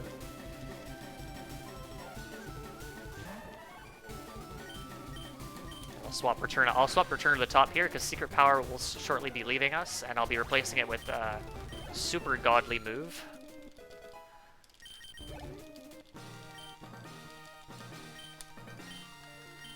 It is an OP move.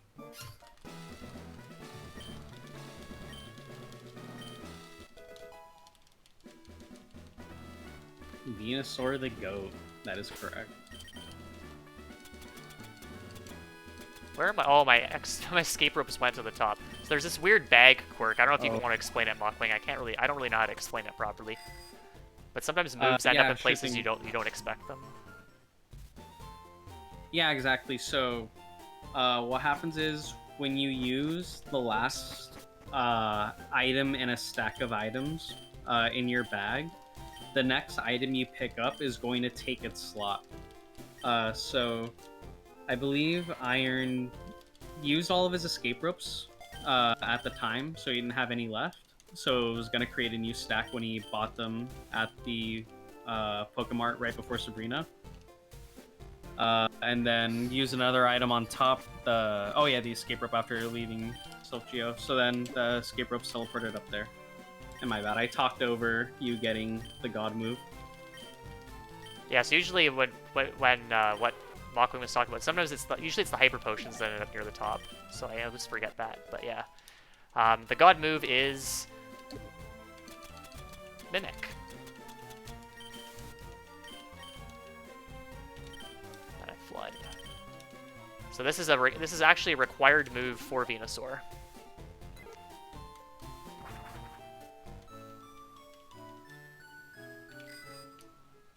Yeah, the Mimic routing it's so unique. There's not really another speedrun where you're using such a unique move, but trust me, I and people smarter than me have looked through the Venusaur moveset for Fire Red, Leaf Green, and the Mimic strategy is actually brilliant considering the options. Yeah, I don't know who came up with it, but there's one specific fight where you absolutely need it, and alternatives to that fight were not great. Oops, I walked an extra tile there, that's fine. I'm gonna grab the Carbos as well for some extra friendship.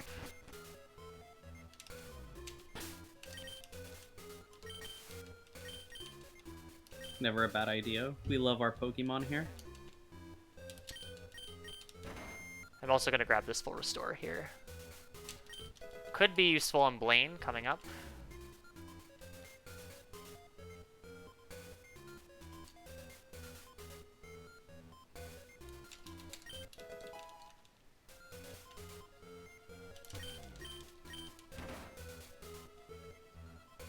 Normally, if you're on the Squirtle route, you'd pick up a very powerful move directly above there, which is Blizzard. 70% accurate, lots of power, I'm healed, needed right? for Squirtle because you have to face the godly Venusaur that Rival has.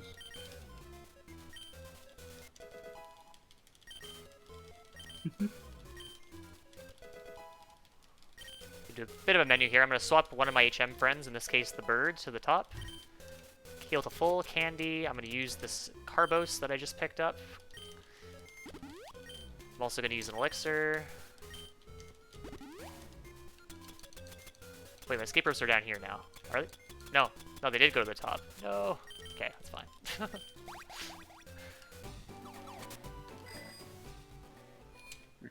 Well, at least that was the last one.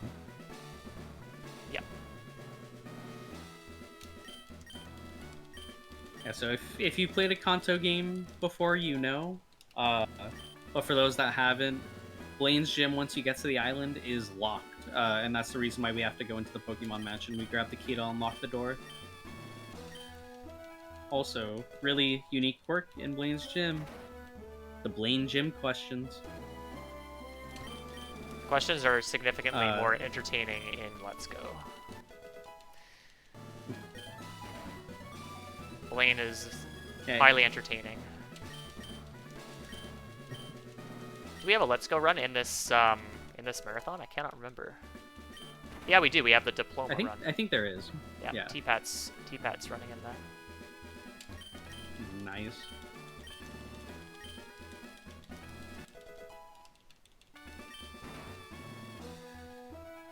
Yeah, luckily for these gym questions, they stay the same answers as Gen 1. It's always going to be yes, no, no, no, yes, no. Sorry for those playing along. The or questions thinking Tombstoney was an actual move. Yeah, the questions themselves change a little bit as well. Like the Caterpie evolving into Metapod question is Caterpie evolves into Butterfree in the earlier games. Alright, so saving for this fight. So, this fight is quite a fun time. I'm just going to double check my special defense here. Yeah, it should be fine to do this strat. So, Pidgey comes in just to tank and intimidate from Growlithe, and then it's going to perish for the good of the team. Oh, I just used the wrong move. Okay, just reset. I thought return was in slot 2. Nope. Well, would have been cool to see a Venusaur with Fire Blast. It would have been, yes.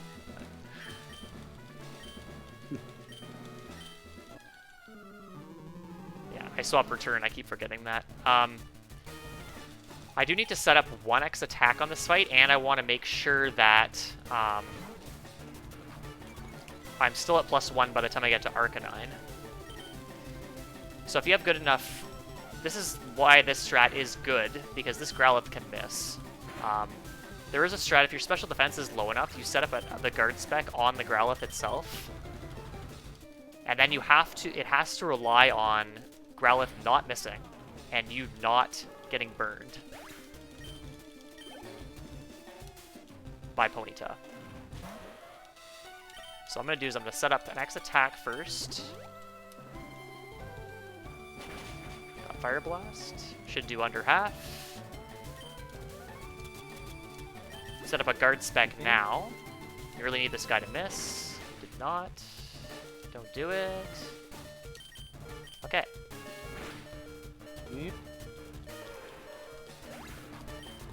So the guard spec there is really nice. You could set up another X attack. However, using a guard spec is faster because the Arcanine coming out has Intimidate, and if you have guard spec up, the text is faster because you don't have the little animation for Intimidate as well.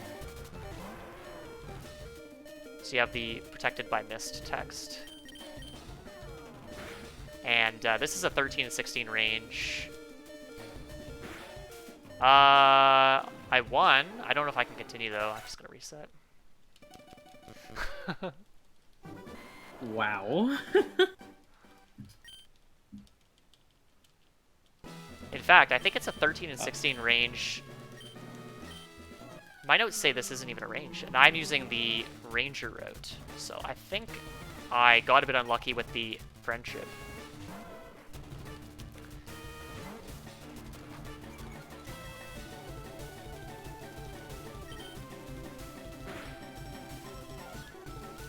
Because yeah, it's definitely a 13. It's definitely a 13 and 16 with lower attack. I did it again. Oh my god. I'm throwing, guys. Oh. Get it together.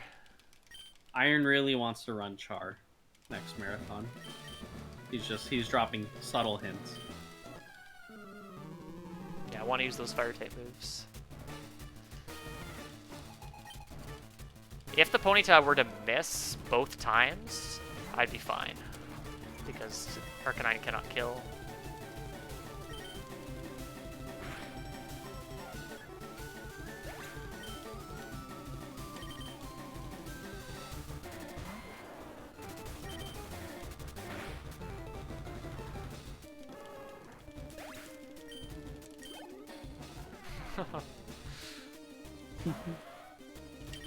It's Yeah. okay. Right, just hope for no crits. Please.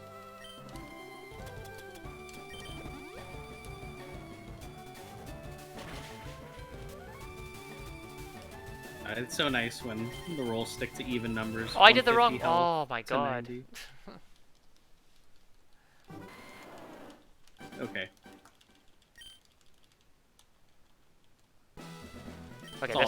This time we're gonna get it. I'm just throwing. It's all good. We said Blaine is a difficult trainer for Venusaur. We never said why. I'm making it look I've way heard worse than it rumors is. of. I've heard rumors of some Fire Red Leaf Green runners saying that starter choice affects execution.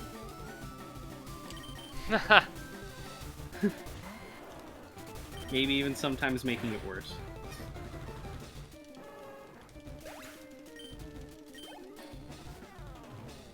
See the etchy throw emote in chat? Very nice.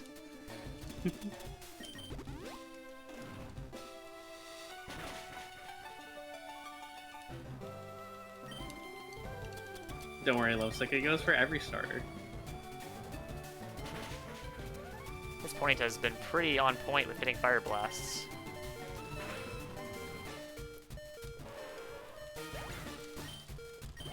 I need that Fire Blast accuracy in my Charmander runs. Alright, let's see how this goes. In fact, I don't know why I said that there was friendship involved. It was Hyper Beam. It's not affected by friendship, so I must have erased the 13 and 16 range, but it is definitely 13 and 16, and I missed! He needs to miss now. No!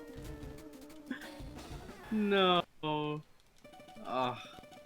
I'm getting super punished now. We gotta add Hyper Beam Mist to the list now. Oh yeah, thank you. Forgot about that.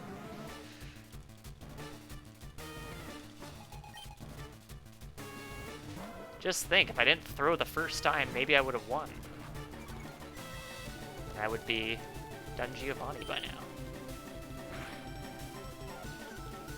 Oh no, this is Pokemon. Can you really win?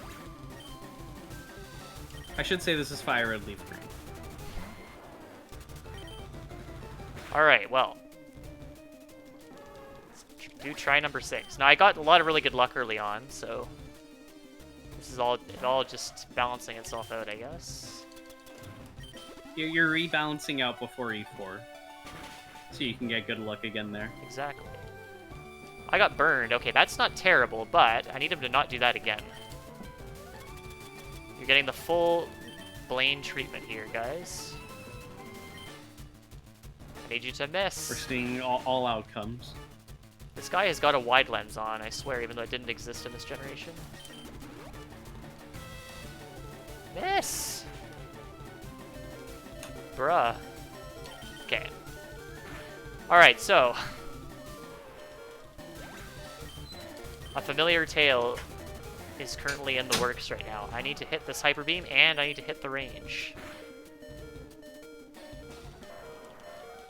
13 and 16. Come on, Hyper Beam.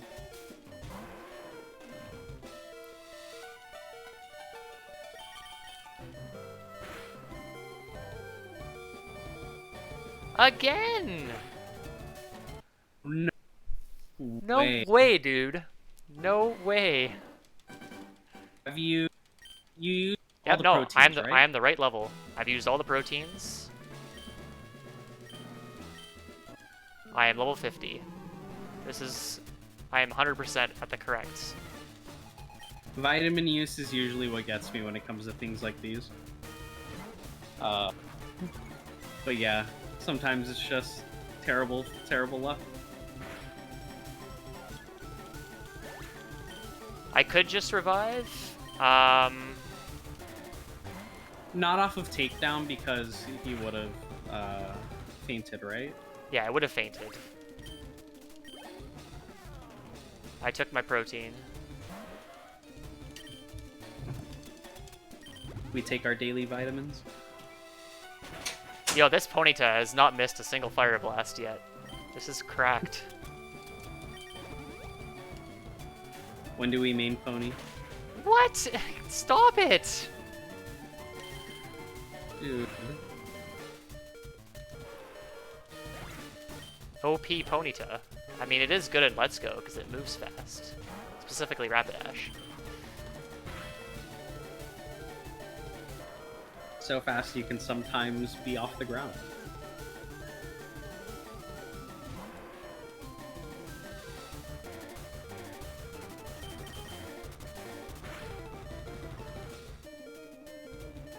Yes! Finally. We did it!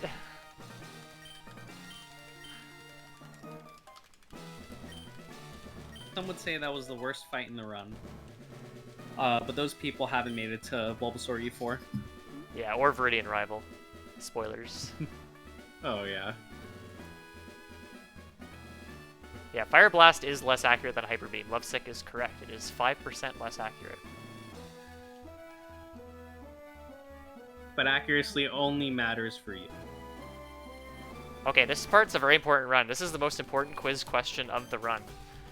Answering quiz questions wrong in the gym means I fight a trainer. If I answer this question wrong, I fight 5 trainers. 1, 2, 3, 4. Yeah. And do get 5. a bit extra movement as well. What I'm gonna do this.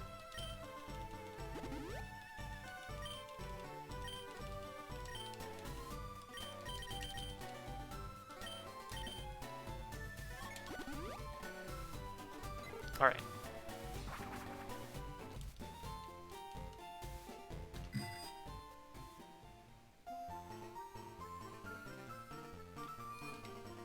Yeah, also takedown is 90% accurate as well, and I didn't see any misses, at least from Arcanine. The Growlithe missed a lot though. Fortunately, it was the wrong one to miss.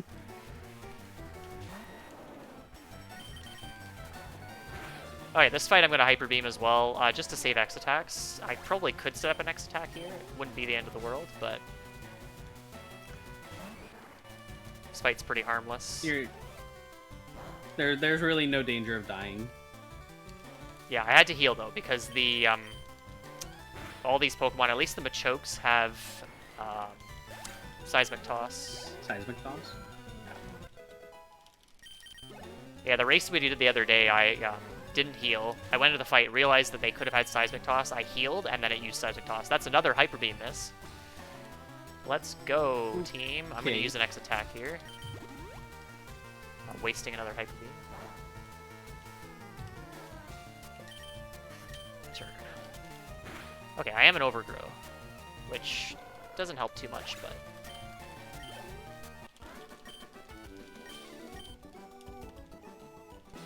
And considering how little you use Hyper Beam, I've missed it a lot.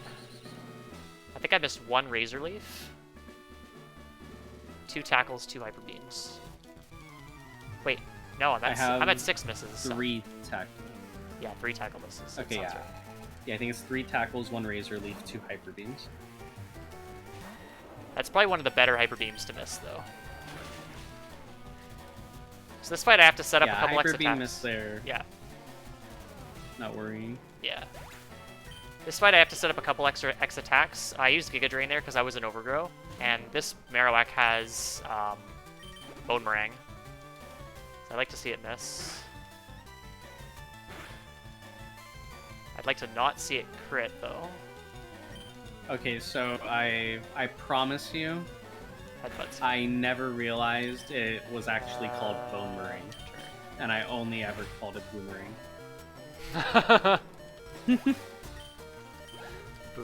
Well, I heard you say that, and I looked at the move, and I was like, "Wow, it actually says bone." Yep, it's the signature move of Cubone and Marowak in Gen, at least up to Gen 3. Kind of Pokemon fan, am I?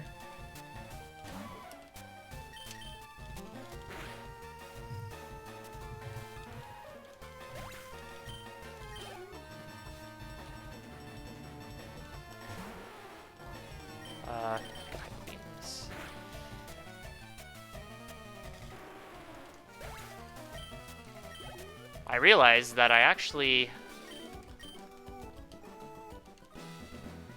Did you need to save Giga Drain, PP? No. Okay. Yeah, I do get rid of Hyper Beam soon, spoilers. Because of Attract strats. So actually I was supposed to use Hyper Beam on that Machoke at the end. Hmm. I think I picked up an extra max ether too, so I'm actually okay in terms of PP healing items. I do have a backup. But this fight's pretty free. Oh yeah, so Oh, I got lots of returns. as I said before, Giovanni has random AI the first 2 times you fight him, but right here is the 8th gym leader, and being in the gym gives him those powers that he needs, brings him back to his senses, so he has good AI here. Perfect. Okay, this is actually the first fight where Mimic is supposed to be used. And if I'm right, it's literally just to save PP, right? Yes, I think I'm actually okay. I could have maybe gone for return. But it's the same amount of turns. It's only a little bit of extra text, so it's safe. I mean, let's not act like it's sweeter to have a victory where you're using your opponent's moves against them. Yeah. Definitely. Venusaur can actually learn Earthquake, and that's the TM I get from Giovanni here. But it's not really useful. Don't have enough move slots for it.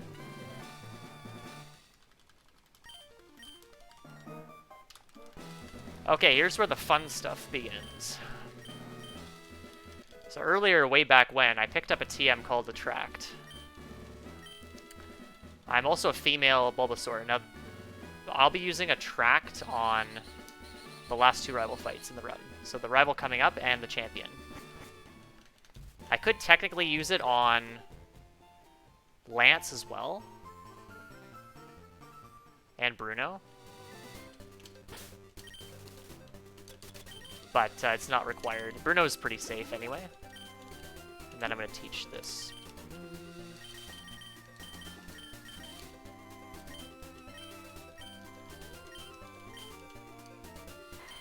And the only move I can get rid of is unfortunately Hyper Beam. Now, luckily, that means I can't miss another Hyper Beam. You know, guys have seen my luck so far with that. Oh. And I'm going to save. I was gonna say, maybe better that you're learning a 100% accurate move now. Wait, does that mean... That means, yeah, I have no more inaccurate moves. So that's 5 misses in total, or 6? 6, right? 6. Alright, that'll be $60 to our charity.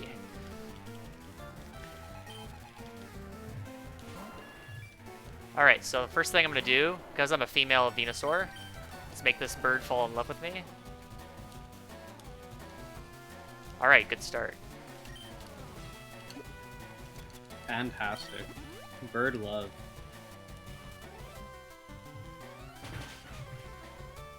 That's good.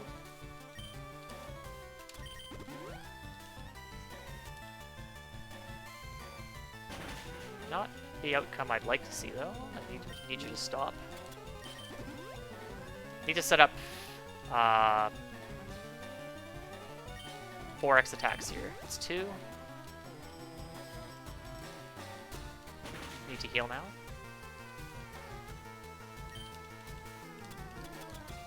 Hyper potions are down here.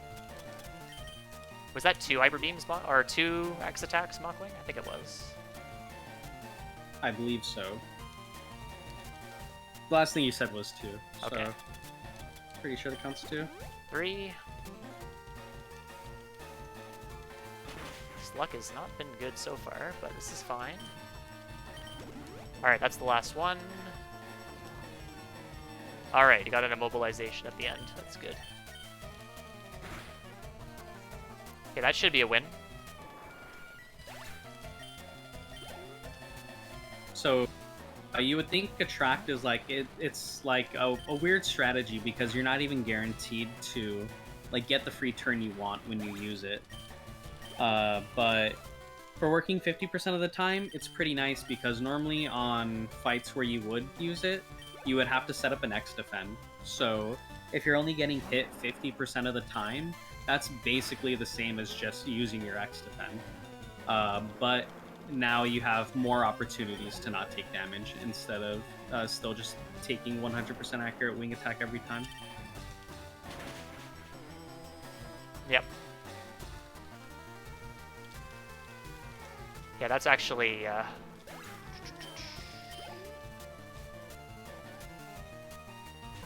If I went to +4, I think the Gyarados won't die, but it doesn't do much damage, so it's fine.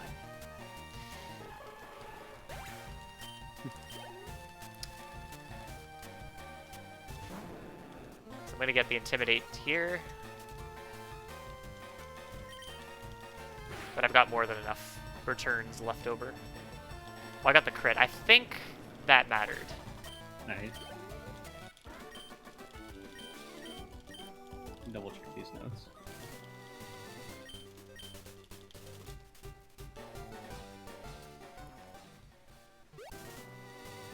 And you'll see there, I was just short of level 54.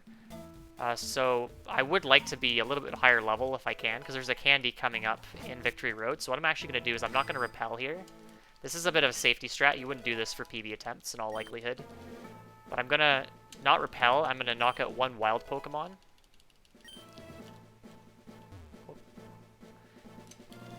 And then pick up the candy that's in Victory Road to use on Venusaur to get 55.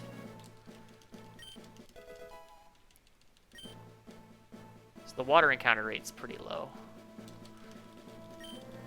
Would a Psyduck encounter? Well, I don't think it would be Psyduck. I think it would Be be Slowpoke. I think that's fine. 26. That should be okay. I'll just return. If it's not, we'll kill. I think it should, because it's a different EXP curve than Zubat. Yeah, that's enough. Or like EXP yield. Nice. Yeah. I don't know what the encounter rate in the when water you're- is, but it's very low.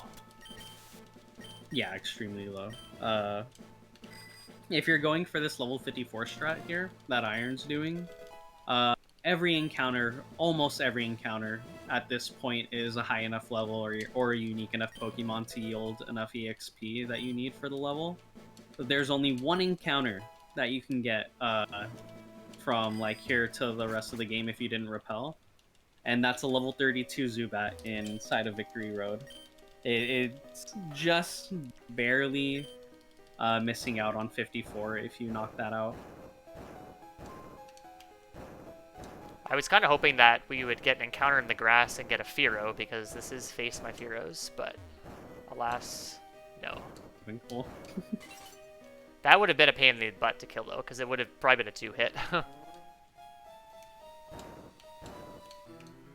Imagine the meme troll fight that could have been Mimic into Mirror Move.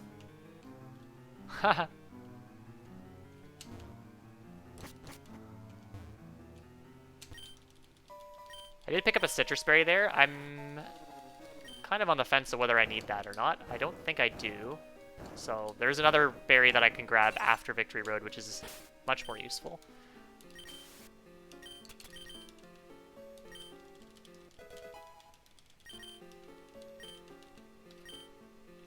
Whoop.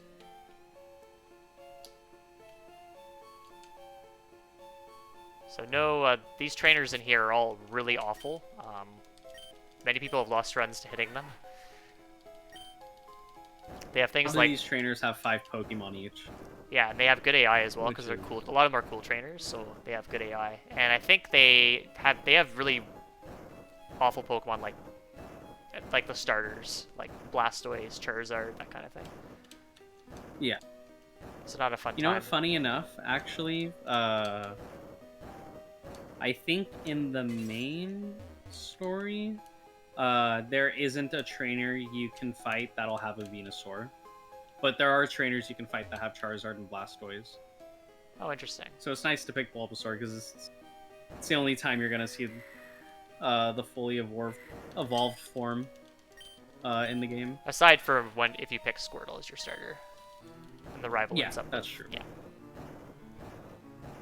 Oh my god, I can't believe I... That one went over my head.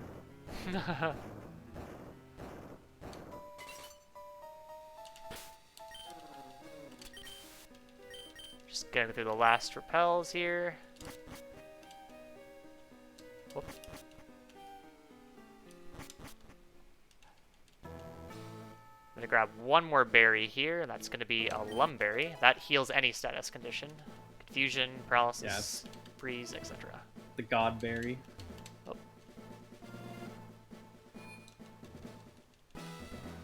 Okay, so what I'm going to do here... Normally, you'd bring all your HM friends into the Elite Four with you, but because I'm doing attract strats...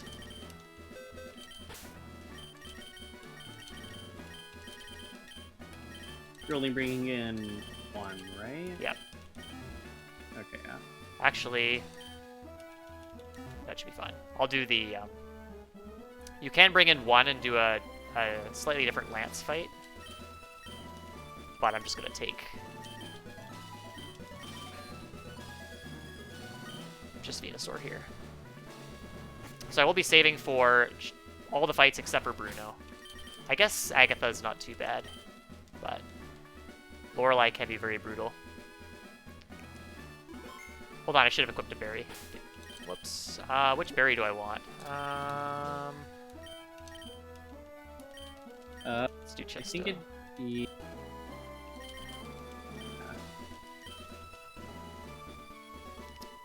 Lumberry is Lum's useful. a better... Yeah, for, like... I think that's more useful for use on Agatha. Yeah. If I recall correctly. You can get frozen and put to sleep in this fight, but usually if you get frozen, you're just using a full restore anyway, and you have full restores, so... So this fight I have to get off 2x specials, and ideally an X attack as well, without taking too much damage. So we'll see what this Dugong wants to do here. Safeguard turn 1 is extremely good. Give me Hail. This is one time I want to see it. Very nice. Come on, Hail. Nice. So Hail is normally really, really slow, but it actually is really nice for Venusaur because you can get off a 3rd X item. And I do need 1x attack for this fight for the Jinx, which is coming up later. You Giga Drain everything in this fight except for Jinx. Because Jinx is the only Pokemon that's not part water.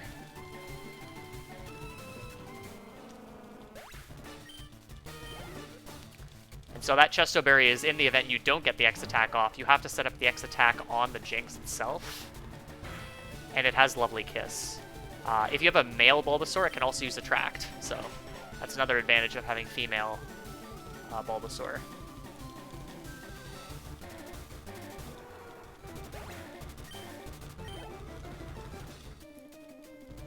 This Lapras I have to hit it with Return first, because it cannot die to Giga Drain at +2.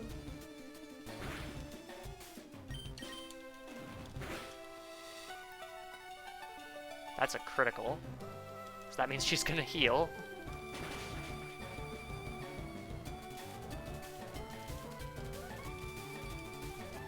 Oh, she has the Citrus. That should be fine. So I forgot that Lapras had the Citrus Berry, so that meant I didn't have to heal, and I also save a Giga Drain. So I do have to Giga Drain the Cloyster. The Cloyster has Protect. It might use it. Hopefully it doesn't. Oh, good. Okay, so now I have 2 Giga Drains left, which means I do not need to use the Elixir at all during the Bruno battle. Because I need to use Giga Drain twice in Bruno.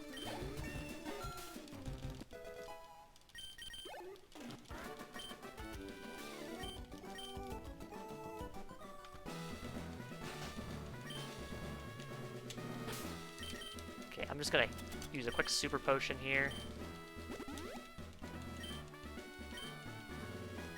And go straight into Bruno. So this is the safest fight.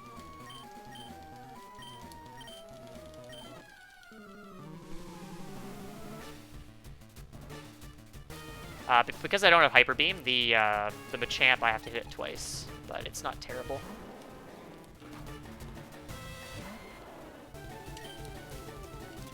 So first thing I'm gonna do is set up a guard spec. You do this with the other 2 starters as well, because this Onix has Rock Tomb. And we don't really want to be speed dropped. Yeah, for those that have run Squirtle, it's kind of like a variant of mid HP strats. Since Onix is favored to go for Rock Tomb since you're always faster, so it just makes the fight really safe since we aren't aiming for our ability here. No need to drop the health that low.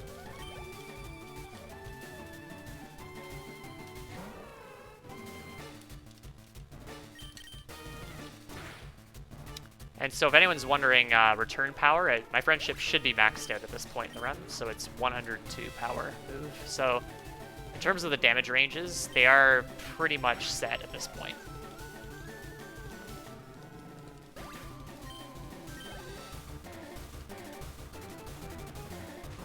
Okay, so Giga Drain you. And now we need a nice critical on this Machamp. So we got a lot of criticals early on. I need one more good one here. Why not? Could have used Attract here, but for the memes. Oh! No way. Let's Iron. go. I am a god. Well, whenever I need a crit from now on, I'm gonna start saying, "Game, my name is Iron Dre." It's not just Hailus anymore. Okay, Agatha is... I should have actually equipped the Lumberry, but that's fine. I should have... And also, maybe should have also saved, but I'll be fine. Here's where we get to see Mimic for the second time, I guess, because we did see it earlier. Don't really have a good move to deal with these ghosts. However, we have a move called Mimic, and this Gengar has a very nice move of its own, which I'd like to steal. So I'm going to set up a little bit here.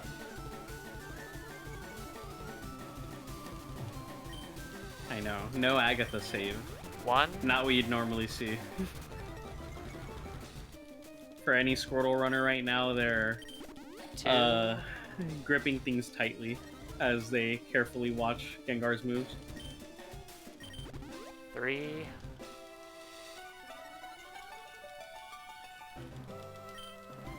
So I had Gengar's lots of spamming a extra lot of double teams, which you would think is terrible, right? How are we gonna hit this thing? That's the problem with Squirtle, at least. Oh no, I used the wrong move. Wow. Oh no. No. It doesn't affect. That was intentional, by the way. I need to use Yeah. this move, which is Shadow Punch. Very careful here to mimic that. Confuse Ray. Come on. Not cool.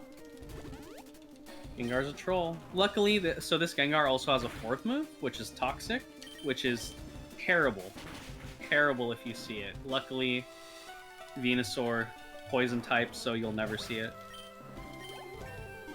And as we said before, like, Gengar was spamming all of those double teams, but with Mimic strategy, we just steal its Shadow Punch, which is a 100% never miss move. Yep.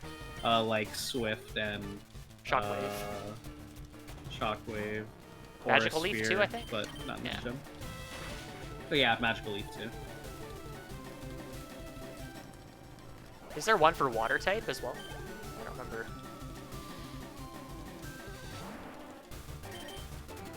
I can't recall. Faint attack too, Lennox and chat. Oh That's a good yeah, Faint Attack. Aerial Ace, yep, that's true. Aerial Ace. Yeah.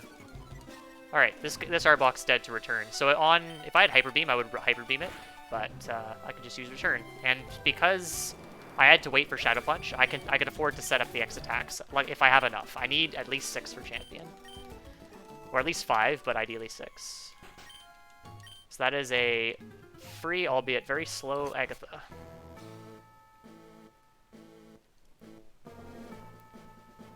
Yeah, the hope is that while you're setting up, Gengar will Shadow Punch you during the setup, and then you just pause your setup to mimic them, and then finish up, and then go. I'm gonna save for this guy. I think Aura Sphere can miss. I don't believe it has the... like, it's 100% accurate, but I think it can still... I could be completely wrong, though. Alright, so this fight is another Mimic fight. What I'm going to do...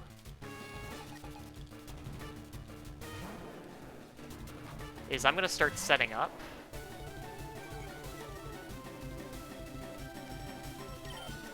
Where are you? X defense. Fight. Gonna mimic that.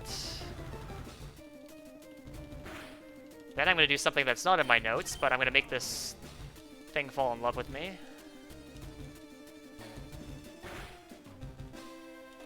The power of That's love. a crit. I'm still safe, though, from, I have to X special. Did I X speed yet? I don't think I did X speed. No. Now I have to heal because of Hyper Beam.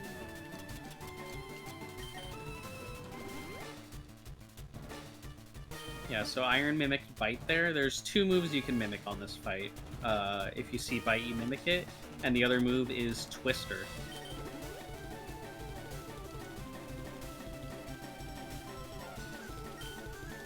Yeah, you only see Twister if you lead an HM friend like Pidgey. And then Pidgey, it'll go for either Twister or Bite. The only way you'll see Twister on Venusaur is if you use 2x defense, I believe. That makes sense. Also, just funny that for runs that do send in the Pidgey to draw either Bite or Twister, if you get Twister, it's another 20 base power move. Yeah, I'm gonna heal here. And you end up using it to sweep the fight.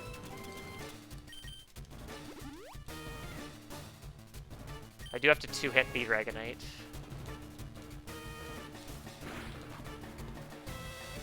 That's fine. And then I Giga Drain.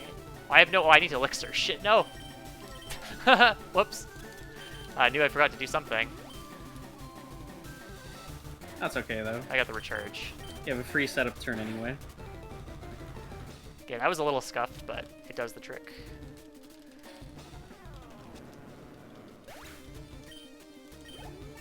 Probably didn't need to heal actually, because I'm using Giga Drain on the Aerodactyl and on the Gyarados. Oh. Or yeah. Yeah.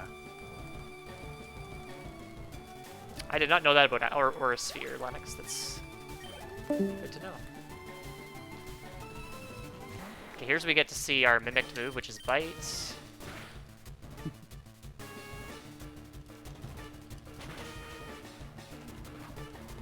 Got Wing Attack, that's really interesting. Okay, good, didn't crit. I'm gonna heal. I usually don't see that there. Usually you see him use Safeguard or something. I need him to not do that. I think it has to do with nature, probably. Whoops, not revive. This is interesting. Actually, I'm gonna do this. I would maybe, if you have an extra X defend, I I'd do. probably X defend then heal. Yeah.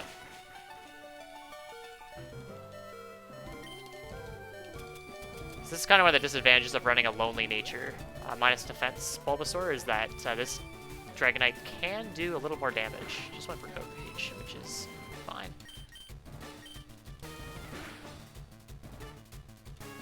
So I stall a turn with Outrage. Oh, okay, I thought that was going to be, and then I bite this, yeah. So I stall a turn with Return just to do a bit of chip, because Bite does not 2-hit cleanly.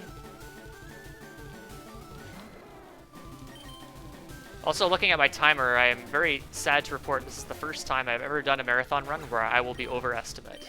Very sad. Thank you, okay. Thank you, Blaine. This is pretty close. Yeah.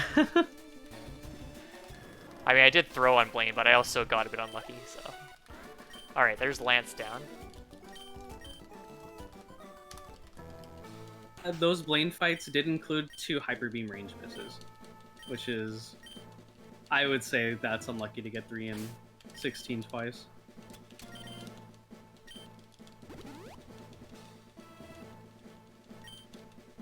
I'm gonna equip a berry here. Let's do the citrus berry. Randall reminding you that you're playing with Bulba, so your execution is worse. Good crutch, good crutch. Okay, so here's where I'm going to be using Attract and then setting up a couple of X defends, an X speed, and a pile of X attacks. If you had Lapras at this fight, you can use Perish Song, and Mockwing will explain how that works while I hopefully make it through this fight. Yeah, sure thing. So, like Iron said, he's doing Attract strats, which we're gonna hope works out great. if you don't have a female Bulbasaur, you can't do a track strat, so you have to do something else. So what we normally want to do on the fight is get Pidgeot out of the lead slot as soon as we can. That wing attack at this point is packing a ridiculous amount of damage. So this is why Iron mentioned that he was going to check Lapras stats if he hadn't had a male Bulbasaur earlier. What you do is you would lead Lapras, and it has Perish Song. So we Perish Song out, and we try and force in a Pokemon that's okay enough to set up on. So the goal for that is to get Rival to send out its Exeggutor, because that's a completely safe Pokemon to set up on. And the way it works is we'd have Pidgeot eventually knock out Lapras, and then on the turn we know Rival will switch out Pidgeot because it doesn't want to feint to Perish Song. We have to send in a Pokemon that's going to be super effective against the typing right before the switch out, so that way the AI will read, okay, I have a good, like, there's a good move on this Pokemon I can use that's super effective and will knock out the enemy. So after Lapras, we would switch in either Magikarp, or in Iron's case, he caught a Sandshrew this run. If he had a male Bulbasaur, he would send in the male Sandshrew, and in response, Rival would, on the final turn of Perish Song, swap out to Exeggutor. The fight can get a little weird because you could see all different kinds of combinations depending on what turns, like the Lapras dies, if there's a move miss, or Pidgeot doesn't attack Lapras. But the goal is to always get Exeggutor. If you don't get Exeggutor, there's some Pokemon you can set up on still that are still fine, like Rhydon. You just have to guard spec because it'll scary face you. But the main goal is to set up on Exeggutor if you don't have female. Right now it's looking like Attract strats are working out great though. Yeah, I bought an extra guard spec, which I just used. Yeah. There's guard spec's good for 5 turns, but we're gonna need to spend more than 5 turns boosting. Alright, and yeah, that looks like full setup. Very nice. The track strat's working out pretty good there.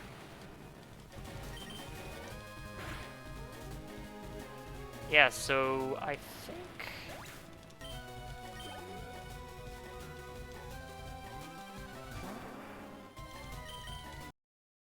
set up one more X attack on the Exeggutor coming up. So I can go for a 15 and 16 range on Gyarados. So Exeggutor is the... I wasn't really listening when Mockwing was explaining, so I'm not sure... All good, yeah.